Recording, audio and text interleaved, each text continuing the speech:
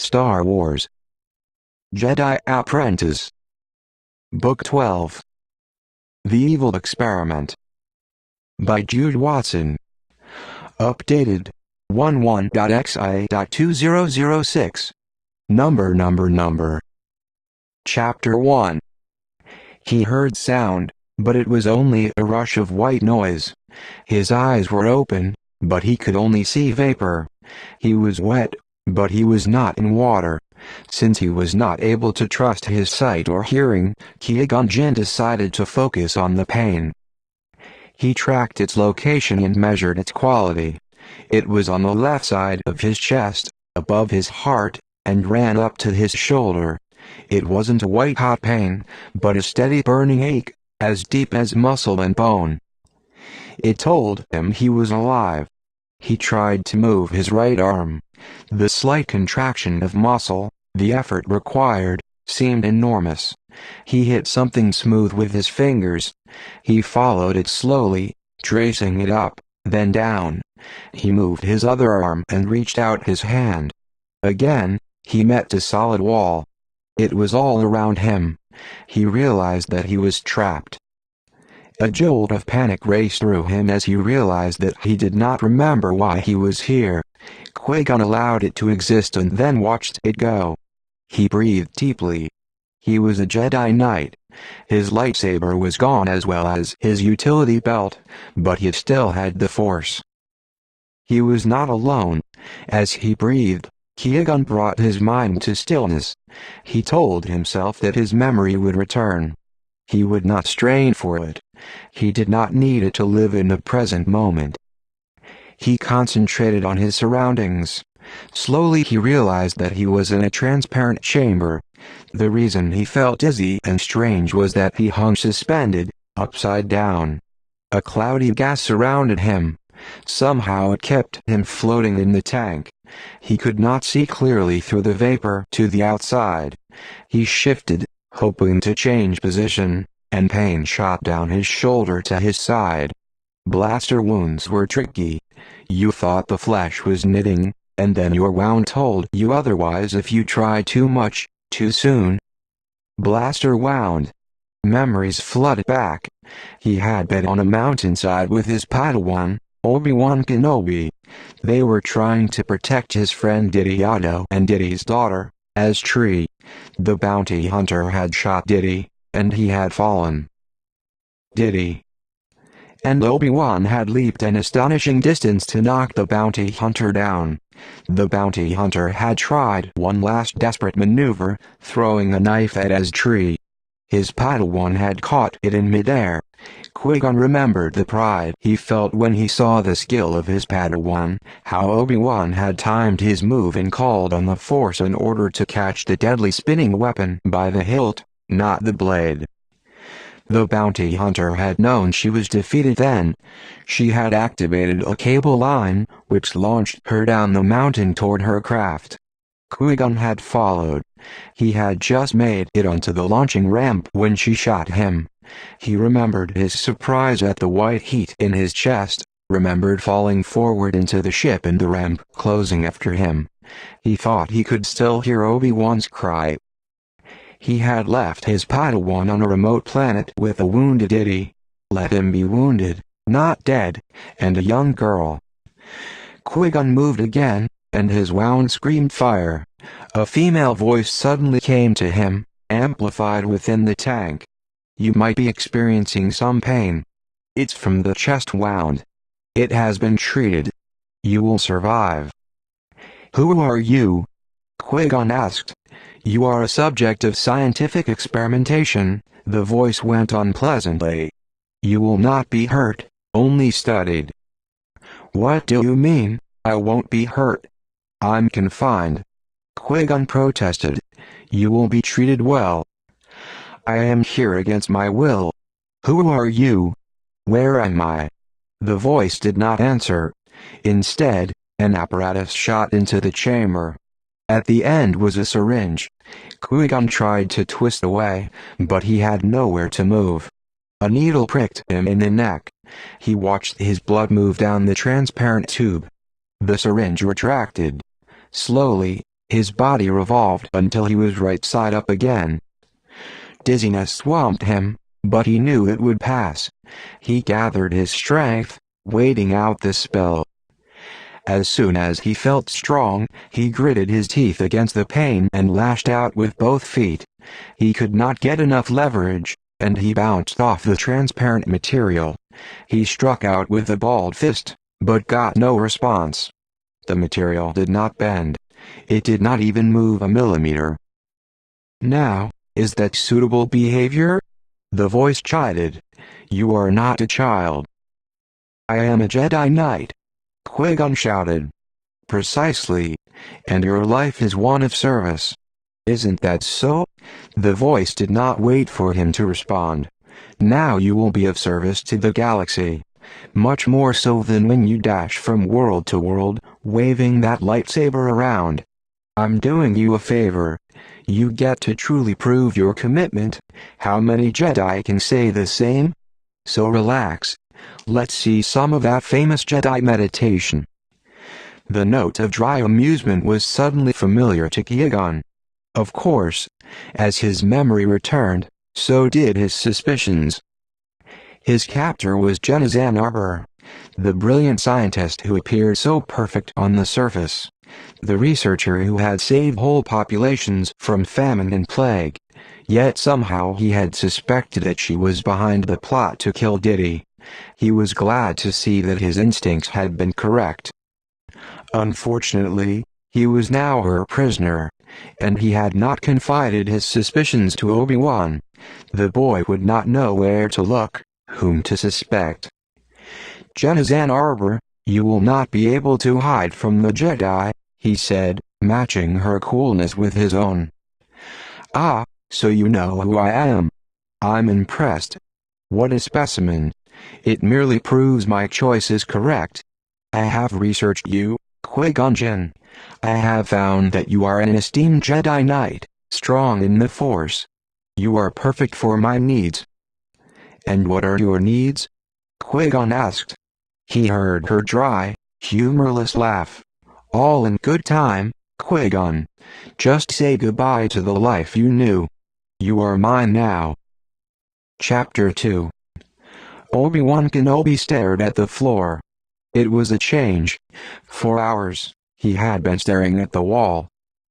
He was in a Jedi Temple Med Center. With one look, Obi-Wan knew Diddy needed the best care in the galaxy. He and Astri had brought Diddy in, talking to him constantly during the journey, even though he had long ago lapsed into unconsciousness.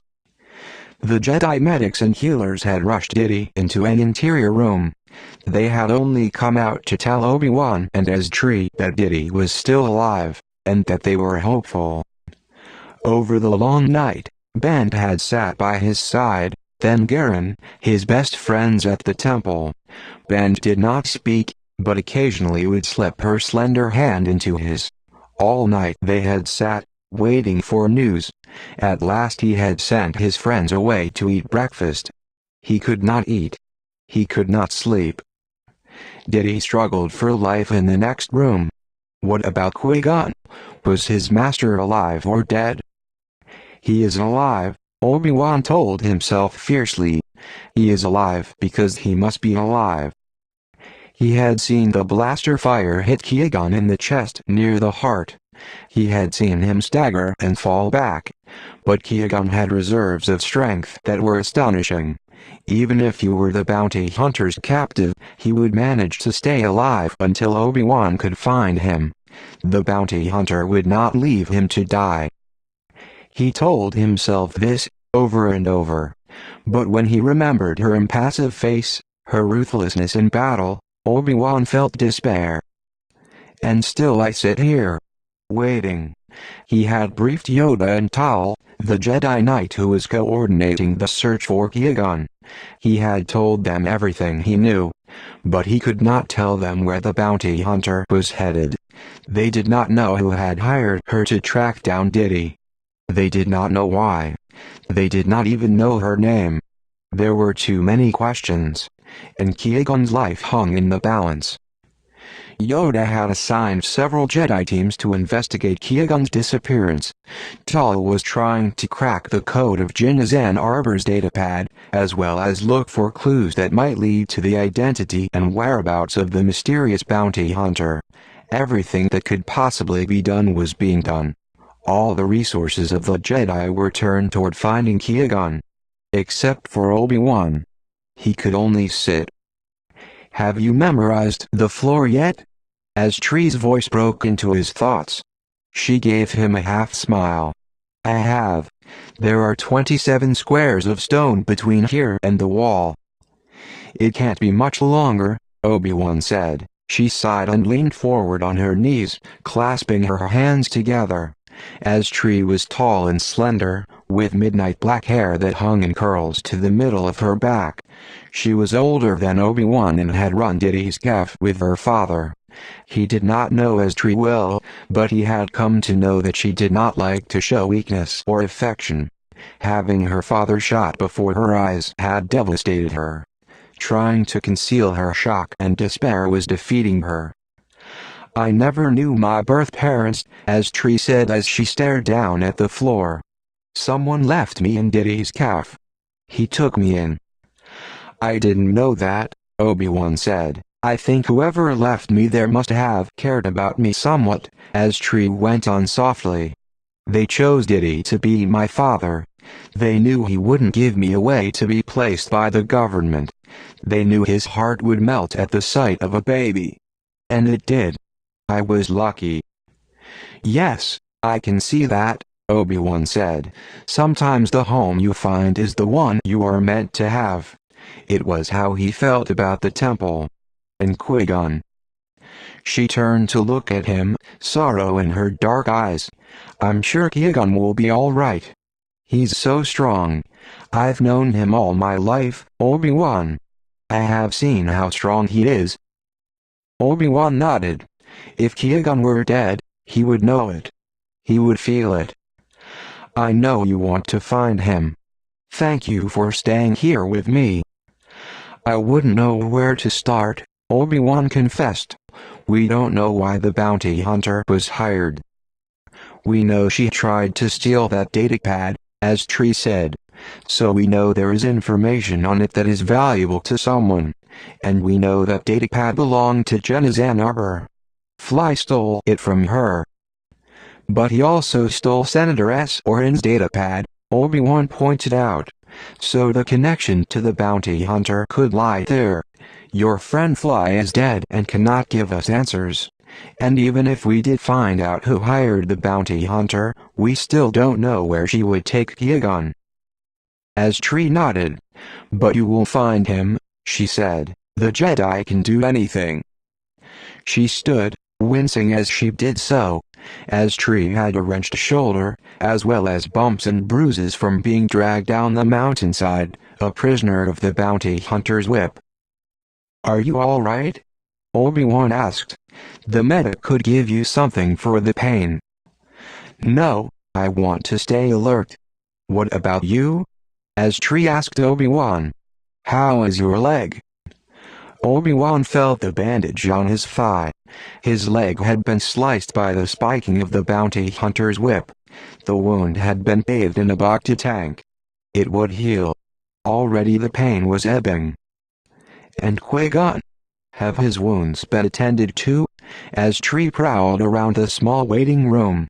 It was designed for comfort and calm, in colors of pale blue and white. The seating areas were grouped for both privacy and intimacy.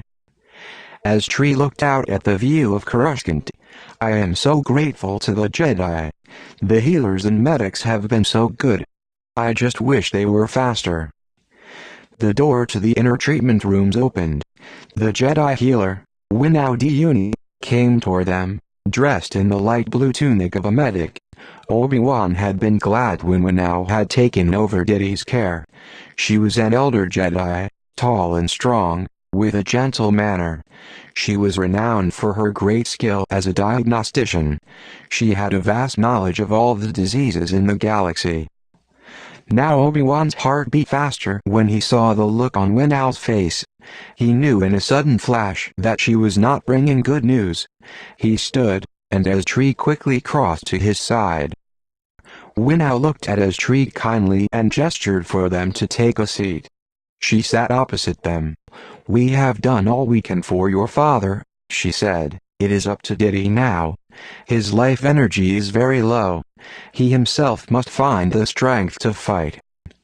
Obi-Wan saw Tree swallow. "His wounds are bad?" he asked. Winow nodded. "Very bad, I'm afraid. But that is not the only problem.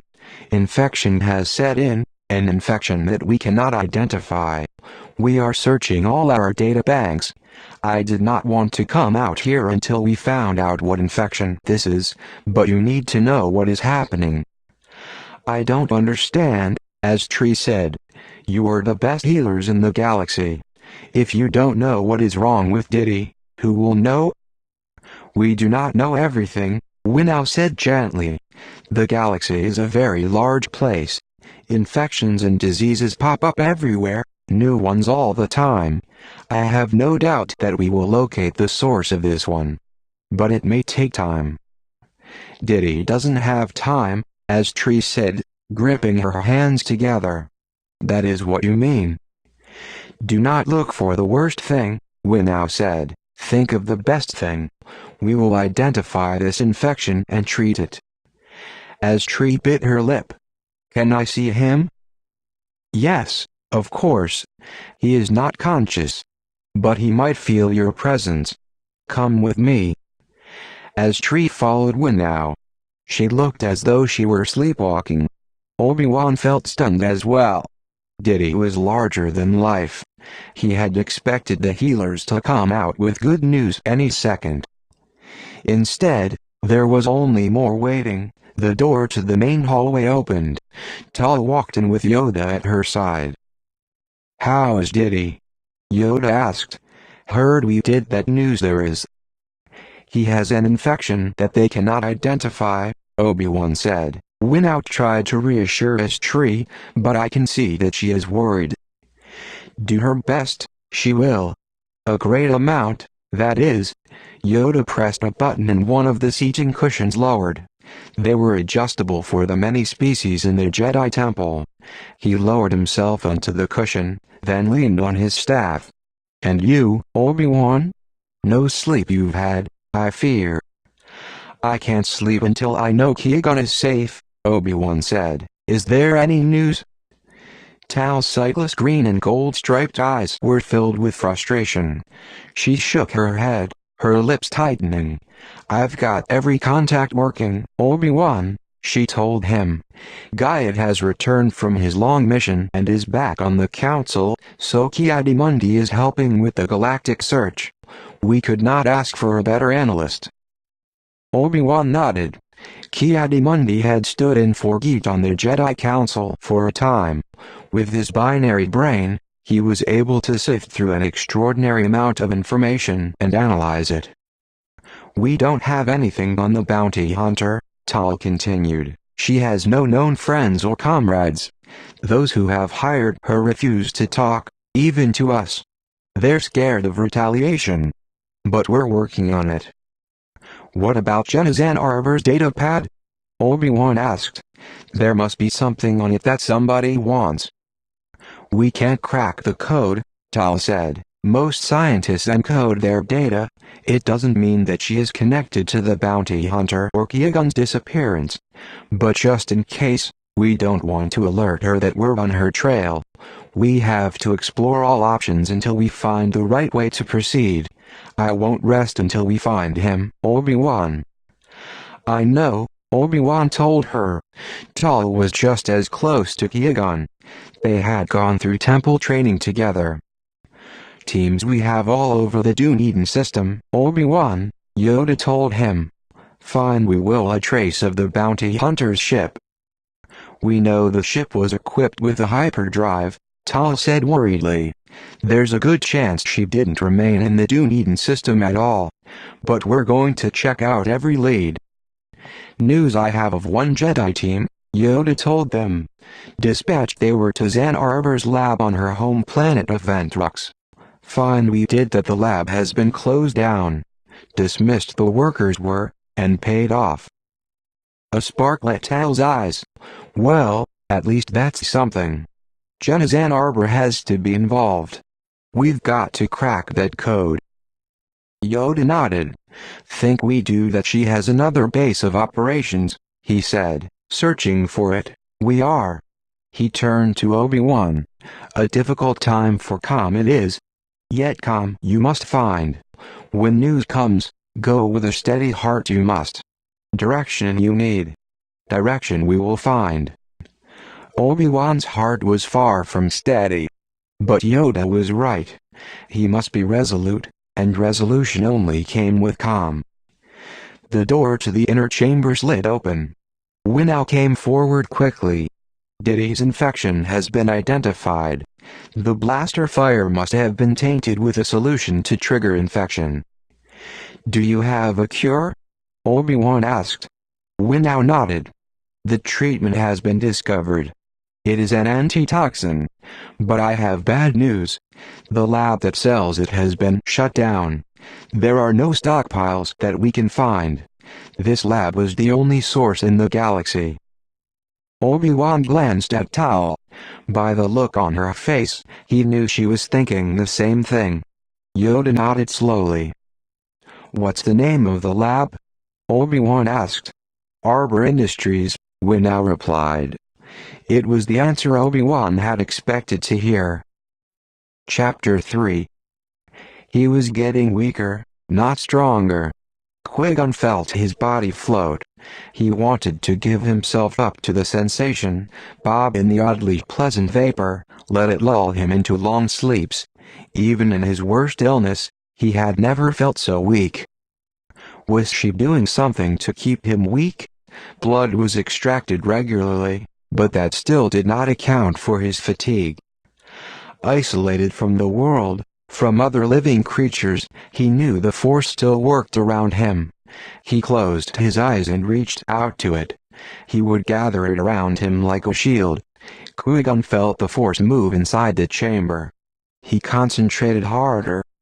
Through the veil of vapor, indicator lights outside his chamber glowed. Dimly, he heard a censoring shrilly and the sound of hurrying footsteps. Then Zan Arbor's amplified voice again. You just accessed the Force. Good. Don't be afraid to do so. How did you know? Qui-Gon asked. The question was out of his mouth before he had a chance to think. His surprise had triggered it. I am monitoring your body functions. When you access the Force, your body temperature drops. Your heartbeat slows. So strange. Once I thought the Force would have the opposite effect. But it works mysteriously. That's why it is so interesting to study. So she was studying the Force. Qui-Gon turned this new fact over in his mind. The Force could not be measured or manufactured. But if a scientist of Jinn Zan Arbor's brilliance was studying it, it was possible she could discover things she should not know. He must not underestimate her intelligence. Which meant he could not use the Force to heal himself. Why are you so interested in the Force? He asked. We are full of questions today, she murmured. There is not much else to do in here, Qui-Gon pointed out. What about your famous Jedi meditation? That should pass the time. Even meditation has its limits, Qui-Gon said dryly. He heard a low laugh. Why shouldn't I study the Force? Why should the Jedi be the only ones to study it?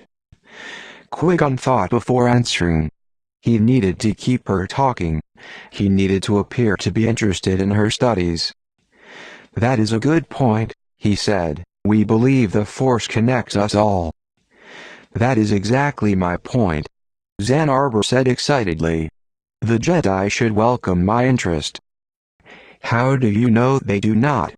Qui-Gon asked. You haven't asked us. I don't need your permission, she snapped. He was losing her. I didn't mean that, he said. You are a brilliant researcher. You might want to share your findings with the galaxy. "When I am ready," she said, "but not until then." "And what are you looking for?" She did not answer for a moment, and he was afraid the conversation was over. Then she said, "My colleagues are fools." Qui-Gon waited. He did not want to seem too eager. Something told him that Jinn Arbor wanted to talk. "You've traveled. You must have seen that the galaxy is full of fools." "I have seen that many beings do not trust their eyes, their minds, or their hearts," Qui-Gon said. "Exactly. So you see what I have to deal with," Jinn Arbor said, her voice warming. "I have just come from a conference at the Senate. My colleagues are chasing dreams, not ideas. New ways to make starships go faster. New engines, new fuels, new hyperdrives. They try to find ways to make weapons more powerful, more effective. They look for new sources of power. Faster. Bigger. Better. That is what they chase. They ignore the most powerful energy in the galaxy. The Force is far more important than any of these. With the Force, you can move minds. That is much more important than ships." "I would agree with that," Qui-Gon said. "How ironic," Jinn Arbor said. "Only a Jedi would understand. And yet only the Jedi can be my best subjects. The others, even those who had the Force, who were, as you call them, Force-sensitive, they did not know what they had. They could not control it. It is hard to measure something that will not be controlled. That was the flaw in my experiments." Qui-Gon had a sudden notion that chilled him. Was Jinn Arbor keeping him in a condition of weakness so that he would use the Force to heal himself? He could do nothing in this chamber. He would never escape if he didn't get out, even for a short time. Perhaps he could form some sort of bond with his captor. "I will make a deal with you," he said. "I hardly think you are in a position to offer deals," Jinn Arbor said, amused. "I think I am," Qui-Gon returned quietly. "I have something you want. That puts me exactly in that position." There was a pause. "What do you want?" "I want to be let out of this chamber for 2 hours a day," Qui-Gon said. "If you do this, I will use the Force to heal myself. If you do not, I will not access it." "You will die," she warned. "Yes," Qui-Gon replied calmly. "As a Jedi, I am prepared for death. It does not frighten me." "I do not make deals," Jinn Arbor cried shrilly. "I am the leader here. I make the decisions." He did not answer. He closed his eyes. He was gambling that she would not refuse him. He sensed the fever in her, the compulsion to follow through on her experiments. She would give in. "All right," she snapped. "But not 2 hours. 1 hour. That's all. Do we have a deal?" "We have a deal," Qui-Gon answered. He had expected her to counter with 1 hour. It was not a problem. 1 hour would have to be enough. Chapter 4. Yoda, Tal, and Obi-Wan were silent for a long moment. The news that Jinn Arbor controlled access to Diddy's antitoxin disturbed them. "It's very strange," Winnow continued. "Not only is Arbor Industries closed, but there is no other source we can find anywhere. There must be some mistake, something we haven't thought to check. This infection is very rare, but still, Arbor Industries should have allowed other labs to stock the antitoxin. This is an astonishing breach of ethics. They left no word when they'll reopen, or where." "Something you should know, there is," Yoda interrupted. "Under suspicion by the Jedi, Jinn Arbor is." "She could be involved in Qui-Gon Jinn's disappearance," Tal said. "Not to mention murder," Obi-Wan added. Winnow's frown grew deeper as shock slowly registered on her face. "You mean that Jinn Arbor has deliberately deprived the galaxy of her medicines?" "I think it a very great possibility," Tal said. Winnow's expression was grim. "My patient will die without that antitoxin." "I don't understand," as Tree had come up behind them so quietly they had not heard her. "You say that Jenna Ann Arbor has the medicine that my father needs, and you can't find her?" "I am afraid that is the case," Winnow said. Obi-Wan went to as Tree. He hovered by her side, uncertain of what to say or do. "You mustn't lose hope," he said. She nodded, her mouth tightening. He saw her shoulders shaking. She was trying not to cry aloud. "Obi-Wan is right," Winnow said. "The antitoxin must be held somewhere in the galaxy. We will find it, as Tree. I know you will do everything you can." "Our good friend Diddy is, as Tree," Yoda told her. "Take good care of him, we will." "You are very kind," as Tree turned and walked toward the window. She stared out blankly. "She has lost hope," Tal murmured. "Bad news, it was," Yoda said, hard to absorb. "I'd better get back," Winnow said tersely, and hurried off. "Go to as Tree, you should," Yoda told Obi-Wan. "Her friend you are.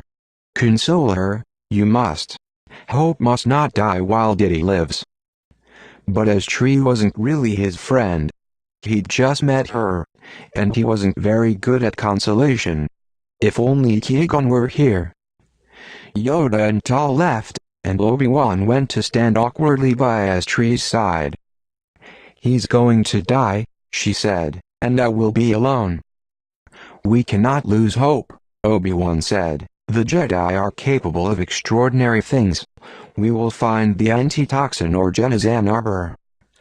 "I am certain that you will," as Tree said. "But will Diddy still be alive? He looks so small, Obi-Wan." His spirit filled him. "Now he's so weak." "He is not weak," Obi-Wan said. "He had one of the strongest spirits I've ever seen.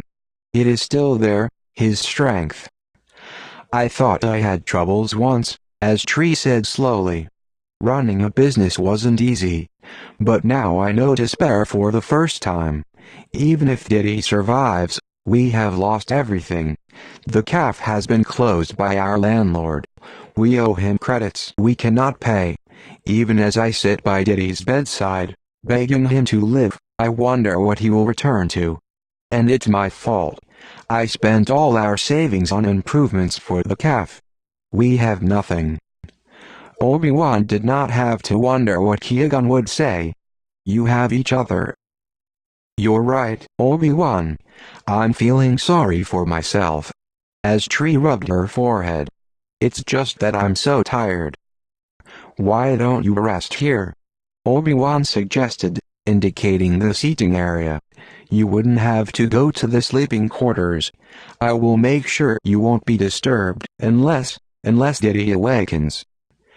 As Tree sank onto the cushions and laid her head down. "Maybe just an hour," she said as her eyes closed. Obi-Wan decided he would stay until he was sure she was asleep. His nerves were jumping. He was anxious to check with Tal and the Jedi code breakers. He wanted to be present when they cracked the datapad. He reached into his tunic to remove the force-sensitive river stone that Qui-Gon had given him. He often found comfort in turning a smooth stone around in his hand. It made him feel closer to Qui-Gon. A crackle alerted him that there was something else in his inner pocket. Obi-Wan took it out. It was a doer sheet. On it, Jenna Ann Arbor had written the names of the guests she had invited to Diddy's cafe. The names were already beginning to fade. Obi-Wan thought back to only a few days before. Qui-Gon had asked her to write out the information when they'd visited her at her hotel. Qui-Gon never did anything without a reason. Obi-Wan frowned, thinking hard. They had gone to see Ann Arbor because they had discovered that she had learned about Diddy's cafe from Diddy's friend Fly. Fly had stolen the datapad of both Senator Sorn and Ann Arbor. Later he had been found dead, his body drained of blood. At that point, they did not know if Ann Arbor was involved. They were just following the thread. In other words, Ann Arbor hadn't been a suspect. So why had Qui-Gon asked for this list? Back then, Obi-Wan thought that the outlaw tech gang had hired the bounty hunter. But Qui-Gon must have had his doubts. Had he been trying to link the bounty hunter to Zen Arbor? They had never solved the mystery of how the bounty hunter had been able to break into Diddy's cafe after Zen Arbor's guests had left. They knew the cafe had been locked up tight, every door and window bolted. Could Qui-Gon have wondered if one of the guests had stayed behind, as Tree might not have noticed in the confusion of departure? And the bounty hunter was a master of disguise. Obi-Wan looked over at his Tree. She was sleeping peacefully. He could leave her for a short time. He crossed to a small desk in the corner. Quickly, he copied the fading names onto a fresh door sheet and tossed the old one in the trash container. He headed out the door. It wasn't much to go on, but it was a direction. Chapter 5. Yameli Politer non talquinku alec wane odus to Byranucite Bizon Myrisa von Tob Obi-Wan took an air taxi to the official committee liaison office at the Senate. This office handled the transportation and residence needs of the many committees from around the galaxy that came to petition the Senate. Since it was a Jedi request, he was given the home worlds and contact information of each being on the list. Quickly, Obi-Wan scanned it. Only 3 of the guests were still staying on Coruscant. The others had returned to their homeworlds. He would start here. If he found nothing, he would move on.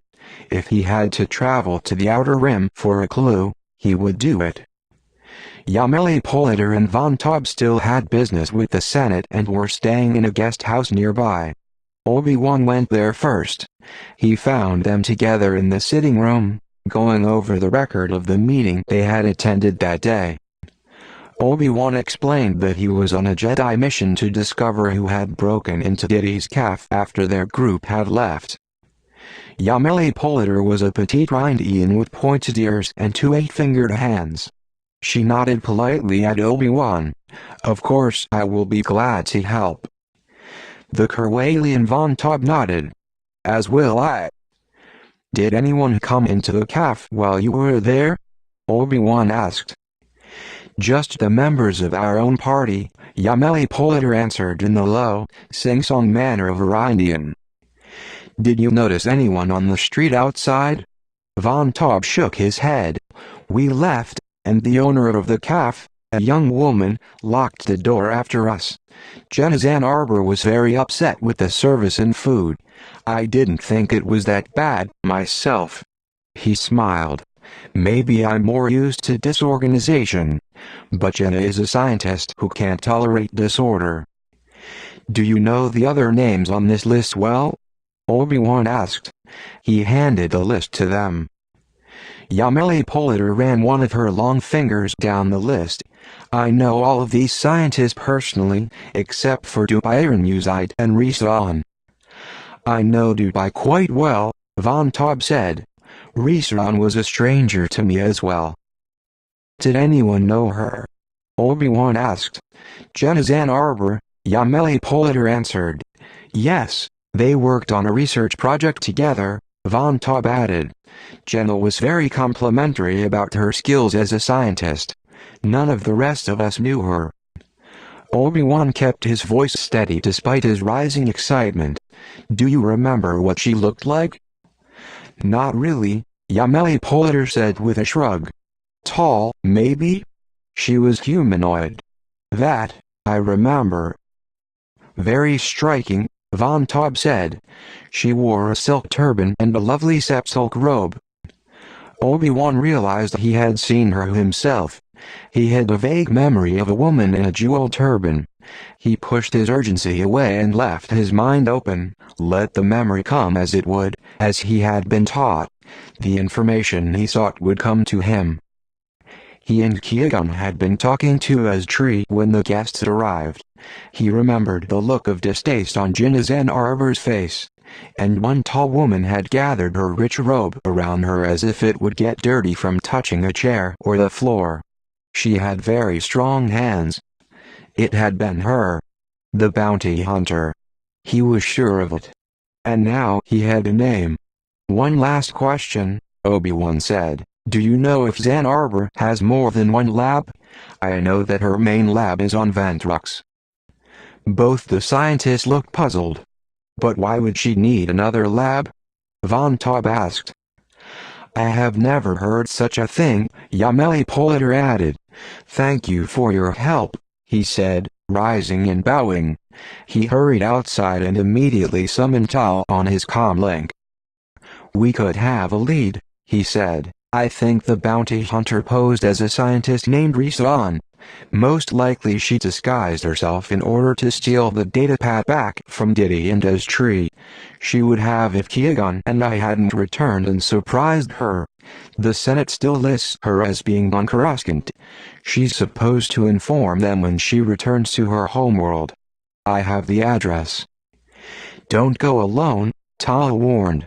"Wait, and I'll send a team to you." "I can't wait," Obi-Wan argued.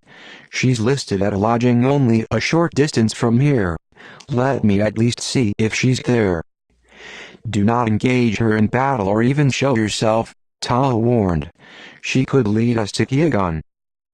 "I won't," Obi-Wan promised. "I'll just keep her under surveillance." "I'll see what I can discover from here," Tal told him. "Good work, Obi-Wan." Obi-Wan cut the communication and headed down the walkway that led to Vertex, the street that was listed as Risan's address. He drew his robe around him and lifted his hood to cover his face. He must follow Tal's advice. He knew Tal was just as anxious as he was to find Qui-Gon. If she urged caution, it was only because being careful would bring them to Qui-Gon faster. The inn where Risan was staying was similar to the one he had left. Many small guest houses existed around the Senate to cater to wealthy guests with Senate business that required long stays. It was a far cry from the shabby, decrepit inn where he'd had his first confrontation with the bounty hunter. And it had security. Guests used swipe cards to enter. All others had to be announced. He loitered outside the building, wondering what to do. Most likely he would not be lucky enough to see her enter or leave. And would he recognize her even if she did? She had impersonated an old man, a wealthy scientist, and a young boy parking speeders at a grand hotel. Her powers of transformation were incredible. The door to the house slid open, and someone stood on the threshold. Concealed behind a row of speeders, Obi-Wan looked carefully. A Rodian stood for a moment as if to test the weather. Even the master of disguise could not impersonate a Rodian. This one was bulky and short, with green skin and the usual ridge of spines along his skull. No, this was not the bounty hunter. Quickly, Obi-Wan stood and crossed the walkway. He headed up the ramp and nodded at the Rodian, then walked through the open door. Its lid shut behind him. The guest house was operated by automation. He glanced around quickly at the terminals set in the walls. Here guests used their cards to pick up messages. He spied a keyboard and quickly typed in Risan. "Room 1289, please swipe security card for message access." Obi-Wan took the turbo lift to the 12th floor. He moved quickly down the hall and stood in front of room 1289. He pressed his ear to the door, every sense alert. Listening was a Jedi skill that was honed in exercises during temple training. He heard the soft whisper of fabric. Its regular movement told him that it was just a curtain stirring with a breeze. He could not hear footsteps or even breathing. What now? Obi-Wan knew that it would not be the last time he would ask himself the question. Without Qui-Gon, he was unsure of every step. Obi-Wan was concentrating so hard on the sounds behind the door that he heard the opening of the turbo lift just a second too late. He felt a surge in the Force, warning him an instant before blaster fire slammed into the door over his head. Chapter 6. Obi-Wan ducked and rolled, reaching for his lightsaber at the same time. It was activated and ready for the next round of fire even as he leaped in the air toward his assailant. Obi-Wan, no! As Tree screamed, she fell backward, the blaster flying from her grasp. Her feet flew up, barely missing the blade of the lightsaber. Obi-Wan quickly deactivated it. She landed with a thump and a cry that must have been heard by every guest on the floor. "What are you doing here?" he hissed. "What are you doing here?" she shouted at the same time. Obi-Wan silenced her with a gesture and pointed to Risan's door. As Tree stood, straightening her tunic. "She's not there. I already checked the room." "What?" Down the hallway, a door slid open a few centimeters, and two orange eyes peered out at them. "Come on," Obi-Wan muttered. "We can't talk here." He grabbed as Tree's blaster and tucked it into his utility belt. He didn't speak while they were in the turbo lift. As Tree stole a few glances at him, she opened her mouth once or twice, but decided to stay silent. He waited until they had left the guest house and had walked a short distance from it. He struggled to gather his patience. He did not want to show his anger, but he did not have Qui-Gon's gift for serenity. "What were you doing there?" he demanded. "You could have ruined everything." "I thought you would need help. You're a cook, not a Jedi." Obi-Wan burst out. "How did you find me, anyway? Did you follow me?" "I read that tour sheet you left," as Tree said. "I recognized the names. They were the guests at Jenna's dinner party at our cafe. And you think the bounty hunter was one of them?" Obi-Wan stared at her in disbelief. "So how did you find out where Risan was staying? And how did you find out that the bounty hunter is Risan? Did you go to the Senate liaison office, too? That could tip her off." As Tree waved her hand, "I don't have to go through official channels. I'm Diddy's daughter, remember? Everyone who comes to the Senate doesn't just go through a security check. They go through a criminal check." "You mean they're scanned for outstanding warrants?" Obi-Wan asked. She grinned as she sidestepped a group of tourists. "No, they're checked out by criminals. Nano LA and his gang keep tabs on all Senate petitioners and commission members who visit from other worlds. You never know who might have something worth stealing. So I talked to Nano. He'd do anything for Diddy. He gave me the rundown on the names on the list. His gang had copies of the text docs on each of them. The only one who came up blank was Risan. She had a couple of ID facts in her text doc, but no record of financial transactions. For someone with plenty of wealth, that seemed odd. So I figured Risan was a false identity. Nano knew where Risan was staying. So I went there." "How do you know she wasn't in her room?" Obi-Wan asked. He felt a little irritated that as Tree was able to focus on Risan quicker than he had. "These guest houses all use the nearby cafes and restaurants for food service," as Tree explained. "I went to the Galaxy Grill down the street and asked my friend and Amy for the service code. Then I pretended to have a meal delivery and punched in the code." She shrugged. "That got me inside. The service code will also tell you who is staying in what room. It was easy." "Easy. So did you break into her room?" Obi-Wan asked irritably. "I knocked and said I had a food delivery," as Tree said. No one answered, so I opened the door. But it was locked. As Tree smiled. "I learned how to bypass a basic security lock when I was 7, Obi-Wan. My guess is she's not coming back. There was a travel bag there, but it's filled with things that are supposed to make you think someone is there." "If that makes sense, I'd sure like to hear why," Obi-Wan grumbled. "It's got a new personal care kit with soap and bath items, but they haven't been used. A couple of fresh tunics and sleepwear that haven't been worn. My guess is that the bounty hunter never even stayed there at all. She just paid up for her 2-week minimum so that she'd have an official address." As Tree was probably right, Obi-Wan thought. They were no closer to finding Risan's true identity. In frustration, he turned away and started to walk. "Where are we going?" As Tree asked. "You are going back to the temple," Obi-Wan said. "I'm trying to find Qui-Gon. This is Jedi business." "This is my business." As Tree stopped short, forcing Obi-Wan to stop, too. "Diddy isn't waking up, Obi-Wan," she said, her dark eyes serious. "Not without that antitoxin. You and I both know that. And Risan is our first clue to where Jenna's Ann Arbor is. You think she is holding Qui-Gon, right?" Obi-Wan nodded reluctantly. "So I have just as much reason to find Risan as you do. The bounty hunter could lead us to Ann Arbor. And I have another reason.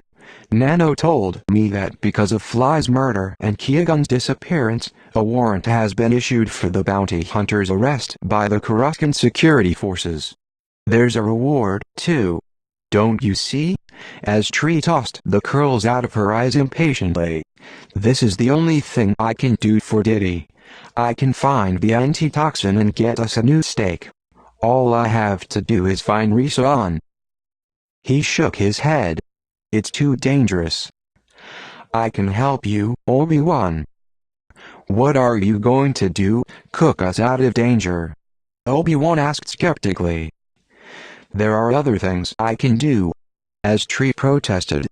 "Do I have to point out that I found Risan quicker than you did? You have to admit I have some skills." "Not with a blaster," Obi-Wan muttered. He thought for a moment. He knew as Tree well enough to guess that if he didn't include her, she would try to find the bounty hunter on her own. She would be safer with him. "We can team up, but I need a couple of conditions," he said. "First of all, you don't use a blaster." "But I need protection," as Tree protested. "And I'm getting better at aiming." Obi-Wan winced. "Sure. You came within 5 centimeters of killing me instead of 6. I'll make a deal with you. We have to wait until Tal comes up with information about Risan. I'll go back to the temple with you and choose a new weapon. We'll see how you do with a vibroblade. You should have some kind of protection, I suppose." "What's the other condition?" as Tree asked. "If things get dangerous, I'm going to ask you to return to the temple," Obi-Wan said. "A pile of credits isn't going to help Diddy if you're dead." As Tree hesitated. "I know you think I have no right to tell you what to do," Obi-Wan said. "That's true. But I represent the Jedi. You must trust us, not just me." Reluctantly, as Tree nodded. "So we're a team?" Obi-Wan nodded grimly. For now, as Tree was hopeless with a blaster, but she was adept with a vibroblade. Obi-Wan gave her a quick lesson in strategy and defense. Her body was agile and strong, and she was surprisingly quick. "Try to stay behind me or at my side," Obi-Wan told her. "But don't get in the way of my lightsaber." "Don't worry," as Tree told him. The door to the training room opened and Tal hurried inside. She immediately turned her face toward Diddy's daughter. "As Tree, you're here, too?" "Yes. I have a clue," she said. "It's not much, but it's something. I couldn't find anything on Risan, but just on a hunch I ran the name through the language of Saurus. The bounty hunter's home planet," Obi-Wan told as Tree. "It turns out that Risan means something in an obscure Saurusian dialect," Tal said. "It's spoken by a tribe living in a remote area of Saurus." "What does it mean?" as Tree asked. Tal's mouth twisted. "Catch me. There is actually a childhood game among this tribe called Risan." "So the name is a taunt," Obi-Wan said. "Catch me if you can." "Exactly," Tal agreed. "I have the coordinates of the tribe's area. I doubt that the bounty hunter is there. Jedi teams have been sent on other leads. Most are working on finding Ann Arbor's lab by tracking medical shipments. This is such a tiny lead, Still, we could find out more about her, Obi-Wan said, and we have nothing else to go on, Astrid agreed. Tal cocked her head as if testing the meaning behind Astrid's words. We? I'm going with Obi-Wan, Astrid declared. Tal shook her head. You can't go on a Jedi mission, Astrid. But this isn't a mission, Astrid argued. There's no danger involved. Where the bounty hunter is or could be, danger is there, Tal said sharply. Don't forget that. Astrid's chin set defiantly. Even though Tal couldn't see her, Tal was able to pick up her stubbornness. She frowned. I promised Astrid she could come with me for a time, Obi-Wan told Tal. The bounty hunter shot her father, Tal. She has a right to track her, too. And she'll be in less danger if she's with me. I'll send her back to the temple if I think the bounty hunter is on Saurus. I don't like this, Tal declared. I should confer with Yoda. You need to be temporarily assigned to a Jedi Master, Obi-Wan. Or else stay at the temple. But I'm not going on a mission, just scouting out a lead. Qui-Gon needs my help, Obi-Wan argued. He saw the hesitancy on Tal's face. I have to find my master, Tal, Obi-Wan said steadily. I feel him. I know he needs me. Let me go. I'm sure we are breaking several rules here, Tal murmured. Obi-Wan smiled. Qui-Gon would like that. Tal smiled, too. Yes, she said softly. There is a tech transport ship that could drop you off at the capital city closest to the desert tribe. Obi-Wan looked at Astrid. Let's go. Chapter 7. Qui-Gon waited for his hour of freedom. He did not know when Zen Arbor would grant it. He wanted it so badly it was difficult for him to think of anything else. Being suspended in this vapor without sight and sound was a particular kind of torture. Deprived of his senses, he experienced dislocation. He had to be conscious of his mind at all times, wrench it back to its surroundings.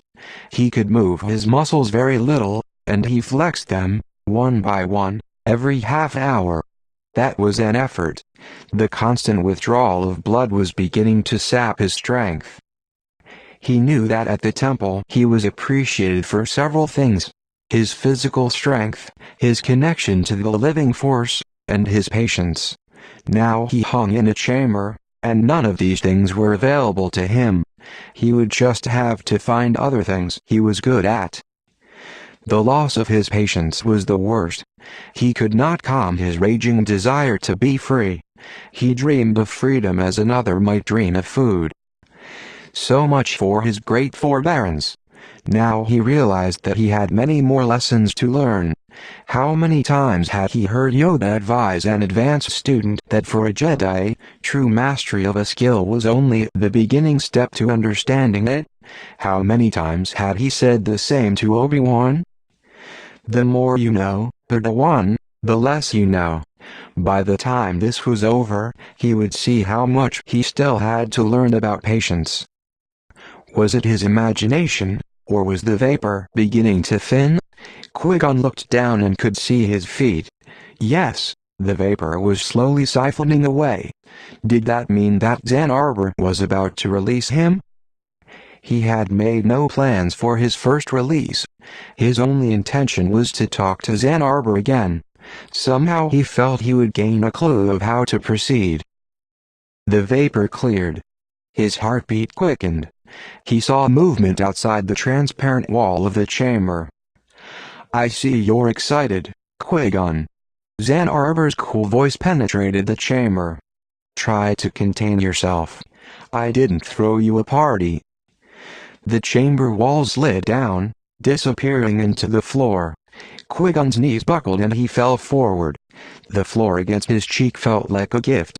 Sense had been deprived for so long that the texture of the stone, the coolness of the temperature, felt like fresh rain on his face. He saw Zen Arbor's boots approach, centimeters from his nose. Men have fallen at my feet, but it was in my younger days, she remarked. "How nice to see I still have that power." He would not speak until he knew his voice would be steady. He reached deep inside for the reserve of strength he knew was still there. He had protected that reserve during the long hours of his captivity. He did not raise himself to his knees until he knew he would be able to get to his feet. He stood in one smooth motion. He locked his knees. He had always seen her in rich robes, her hair elaborately styled. Now Jenna Ann Arbor was dressed simply in a white tunic and trousers. She was smaller than he remembered. Her hair was drawn back and held with an intricate silver clip. "I would have thought you were the type of woman who prefers beings to meet you eye to eye," he said. She smiled. "But so few can. I am told I am intimidating. That's what makes the few who match you more valuable.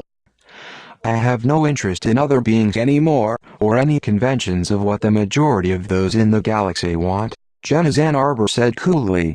"I don't need friendship. Only my work drives me." Nil. A tall, thin being shuffled forward. Qui-Gon recognized a being from the planet Quint. Quints were covered in delicate fur and had small heads with triangular eyes. They were extraordinarily quick and fast. Nil had 2 blasters strapped to his waist. He put his sharp-nailed hands on his blasters and gave Qui-Gon a contemptuous glance. "Watch him," Ann Arbor instructed Nil. "Even an unarmed, weakened Jedi is a formidable opponent." She turned back to Qui-Gon. "I should tell you that my security is state-of-the-art, and if you attempt escape, Nil will not hesitate to shoot you." Qui-Gon had no intention of attempting to escape. He knew he was too weak. He didn't acknowledge what she'd said, but ignored Nil and returned to their conversation. "How does your work drive you?" Qui-Gon asked. While they talked, he examined the space around him without seeming to glance. It was a Jedi skill. To Ann Arbor, he appeared to be totally fixated on her face. "How does my work drive me?" she repeated, puzzled. "That seems obvious." Stone floor. Long metal lab tables. Records piled neatly on a desk. Sensors, computer bank, lab equipment along one wall.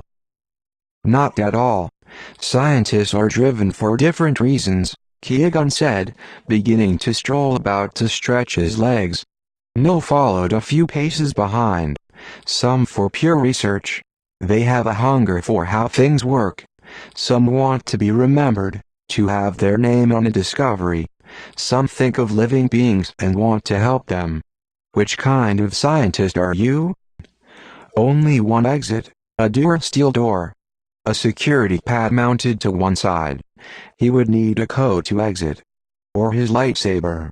Of course, he would have to get by Nil, too." "Why don't you tell me?" Her gaze was amused as she crossed her arms, tracking his movement.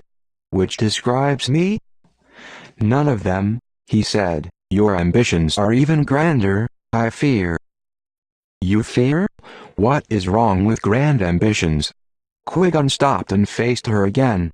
"You search for the unknowable and attempt to tame what cannot be tamed. Such an effort is doomed to failure." Only a flare of her nostrils told him that he'd upset her. "So you say," she said, waving a hand. "It doesn't matter. I'm used to being underestimated. You have no idea what I'm capable of." "On the contrary," Qui-Gon said dryly, "I have a very good idea of how far you will go to get what you want." "Excellent point," she said, amused again. "You are a worthy adversary, Qui-Gon Jinn." "I'm hardly an adversary," he responded. "Am I not your subject?" "I have a feeling you are subject to no one," she answered, the same faint smile on her face. Nil glanced at her and then gave Qui-Gon a look of pure loathing. "He is jealous," Qui-Gon realized. "Perhaps that is something I can use." Ann Arbor might have regretted her softer tone, for she turned away and said briskly, "Now for your part of the deal." She seated herself at a monitor. I implanted sensors in your body when I treated your wounds. I am waiting. Use the Force. I need strength to use the Force. Stop stalling, she snapped. Qui-Gon was weak, but he knew he could reach out for the Force and it would be there. He could not show Ann Arbor how much he could depend on it. He gazed at a clipboard on the table. Using the Force, he caused it to slide rapidly off the table and clatter to the floor. A trick a first-year student could accomplish. Ann Arbor sneered. I can't get a reading from that. Good. It is the best I can do, Qui-Gon said. Liar. She sprang up from her chair. How dare you defy me? Don't you realize that you are at my mercy?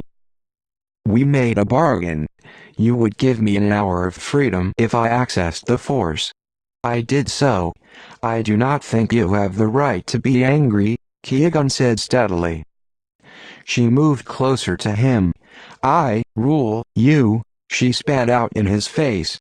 Don't forget that. She snapped her fingers at Nil. Put them back in the chamber. I see you do not keep your word, Qui-Gon said, as Nil grabbed him. Do not play with me, Qui-Gon Jinn, she answered angrily. I know exactly how much strength you have. You think you can deceive me.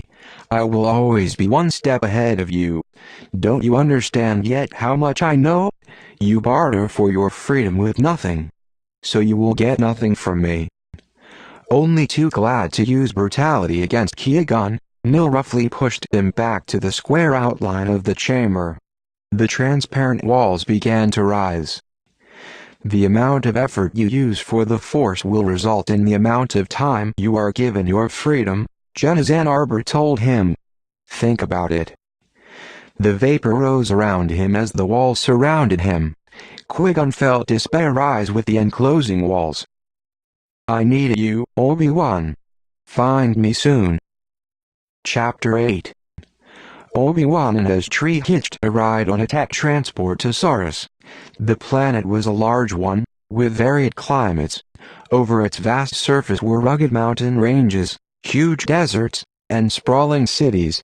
Large bodies of water were scarce, and a complex irrigation system crisscrossed the planet in an intricate series of waterways and pipes. The pilot of the tech transport landed in Yunlahai, one of 3 capital cities. Obi-Wan thanked him for the lift. The pilot gazed out at the city. Good luck to you. I hope you know where you're going. A desert region called Aura, Obi-Wan told him, picking up his survival pack. Are the Saurasians a friendly people? The pilot grinned. Sure, as long as you don't ask them any questions. Obi-Wan understood the pilot's words within a short amount of time. He asked 3 different passers-by for information on where to find transport to Aura. Each Saurasian ignored him. Friendly place, as Tree said. I can see where Isan gets her sparkling personality. Ahead Obi-Wan glimpsed a transport center. There, a clerk behind an information desk directed them to a public air transport that made one stop at an outpost in the desert of Aura. Although it was customary throughout the galaxy for Jedi to hitch rides on public transport without payment, here on Saurus there was no such courtesy extended, as Tree and Obi-Wan paid for their seats with their few credits. It was a journey of several hours to the desert. The cities thinned out and the landscape became rugged. They flew over a mountain range. On one side were green fields, on the other desert. Dunes stretched as far as the eyes could see, with not a green plant growing. All Obi-Wan could see were rocks. The transport pulled up to a desolate landing platform. Obi-Wan and his Tree were the only ones to exit. The air transport rose and disappeared. They stood on the platform and gazed at the sea of sand. The wind blew pellets into their faces, and they pulled up their hoods. What now? As Tree asked. I have the coordinates of the last known camp of the tribe, Obi-Wan said. Let's start walking. I'm beginning to worry that this might be a waste of time, as Tree said as she trudged beside him. We might not find the tribe at all. It's too soon to worry, Obi-Wan answered, but he, too, felt uncertain. There wasn't a sign of life anywhere, not even vegetation. Who could survive in such a harsh land? Perhaps the tribe had moved on. They hiked to a sheltered canyon near the foothills of the mountain range. The coordinates matched what Tal had given him, but there was no sign of a tribe.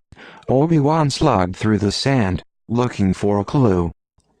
If they were here, they aren't now, Obi-Wan said. He kicked at a rock. I don't know how any living being could survive here. There's no food, no water. I wouldn't be so sure, as Tree bent down and showed him the underside of the rock. It was covered in a greenish substance. She grinned. Hungry? Obi-Wan smiled and turned to scan the walls of the canyon. I think there might be caves in the canyon wall. As Tree squinted, perhaps they take shelter there during the hot part of the day. It's worth a look, Obi-Wan agreed. Suddenly, an eerie, high-pitched sound split the air. Obi-Wan could not tell if it was the wind, or some strange being. What was that? As Tree asked fearfully. He glanced around, searching for movement. His hand went to his lightsaber. He sensed danger, but he did not know where it was located. The force whirled around him, pulsating with the rhythm of the moving sand. He saw a flicker of movement high above. Something was flying down toward him from the canyon wall. Then, more and more shapes filled the air. Not shapes. Sorosans. Obi-Wan and his tree were under attack. Obi-Wan leaped backward as one Sorusan nearly landed on top of him. They were armed with weapons Obi-Wan had never seen before. They were carved from bone and sharpened on each end. His attackers whirled them in a circle so fast that the sharpened ends were just a deadly blur. There were 10, 11, 12 of them. He was vastly outnumbered. Unused to battle, as Tree stumbled backward, panic on her face at the numbers of Sorusans. She fumbled for her vibroblade. Obi-Wan needed to move fast to cover his Tree. He leaped and spun, neatly cleaving his opponent's weapon in two. Stay behind me, as Tree, he called. She moved a few steps backward, already slashing with her vibroblade at an attacker from her right. Obi-Wan cleanly sliced another Sorusan's weapon in two, and sprang to protect as Tree from three Sorusans advancing from different directions. As Tree's vibroblade came down on the sharp blade of the Sorusan weapon, slicing it to a dull end. Lightsaber pulsing, Obi-Wan whirled and dispatched two opponents with a sky-to-ground sweep followed by a quick reversal. He dropped to one knee and sliced the weapon of the third. The others had seen what the lightsaber could do and began to retreat. Obi-Wan saw this with relief. He did not want to harm any members of this tribe. Any chance he had of cooperation would be lost. One of the rogue members of the tribe raised a hand and emitted a harsh, cawing sound. Simultaneously, the rest of the tribe dropped their weapons. We do not bring trouble to your people, Obi-Wan said to the Sorusan who had raised his hand. We come for help. We do not help strangers. There was a gasp when Obi-Wan deactivated his lightsaber and it disappeared with a buzzing sound. The Sorusan leader circled around Obi-Wan and his tree. He said something in a dialect Obi-Wan didn't understand. His gestures indicated that they had hoped to find something worth stealing and were disappointed. Obi-Wan reached into his survival pack. I have food capsules. He held out a handful of capsules, and they were quickly snatched away. A female handed them out to the children first. Obi-Wan watched the tribe eat hungrily. There wasn't much to satisfy them. He wished he had more food, as Tree quickly distributed her rations as well. Obi-Wan took a few steps toward the leader, who had refused the rations, and watched the tribe eat. Why do you stay here if you are starving? Obi-Wan asked. Across the mountains is a fertile valley. The leader said nothing. Obi-Wan feared the stony Sarusian silence would not crack. But the leader must have felt he owed Obi-Wan a response since they had given a gift of food. You think we remain here because we choose to do so? He shook his head. Once there were fertile patches in the desert as well. We planted and had plenty to eat. It was a hard life, but it suited us. Then 10 years ago a dam was built. The water was diverted from our lands. Harsh winters have followed, one after another. What little land we were able to cultivate has dried up. Then why do you remain? We have tried to move to more fertile lands, but are constantly driven back by other tribes. We are too weak to take land by force. The government of Saurus will not help you? The planet has an irrigation system. The leader gave a harsh laugh. The government of Saurus built the dam. And worst of all, our tribe voted for it. We were told it would benefit us. But to get irrigation systems, one must bribe officials. The members of the tribe began to drift back toward the canyon wall. We have come looking for someone, as Tree said to the leader. He did not answer, but kept his glance on the sandy expanse. She uses the alias Resan, Obi-Wan said. She is a bounty hunter. She is about my companion's height and size, but with a shaved head. You must know her. She comes from your tribe. The leader did not answer this time. Please help us, as Tree said quietly. Lives of those we treasure depend on it. The leader simply walked away. As Tree looked after him, distress on her face. Make him tell us, Obi-Wan. We can't just give up. No, they couldn't give up. But what could they do?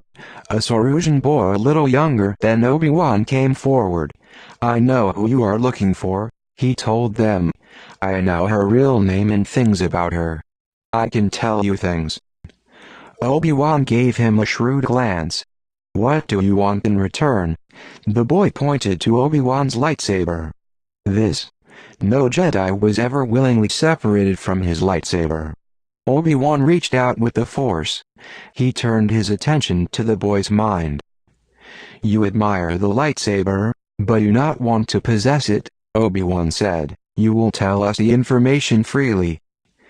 The boy looked puzzled. No, I won't. I just told you that. It's a trade, or nothing. It never failed to amaze him. Just when he began to feel confident of his Jedi abilities, he was reminded that he was only an apprentice.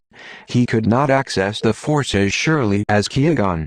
He could not affect the boy. Come on. What do you say?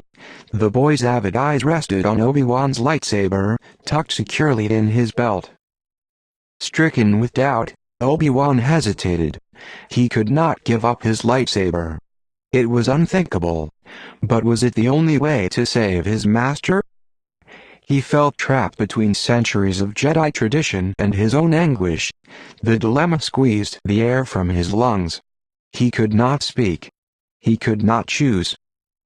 And meanwhile, his master could be dying. Chapter 9.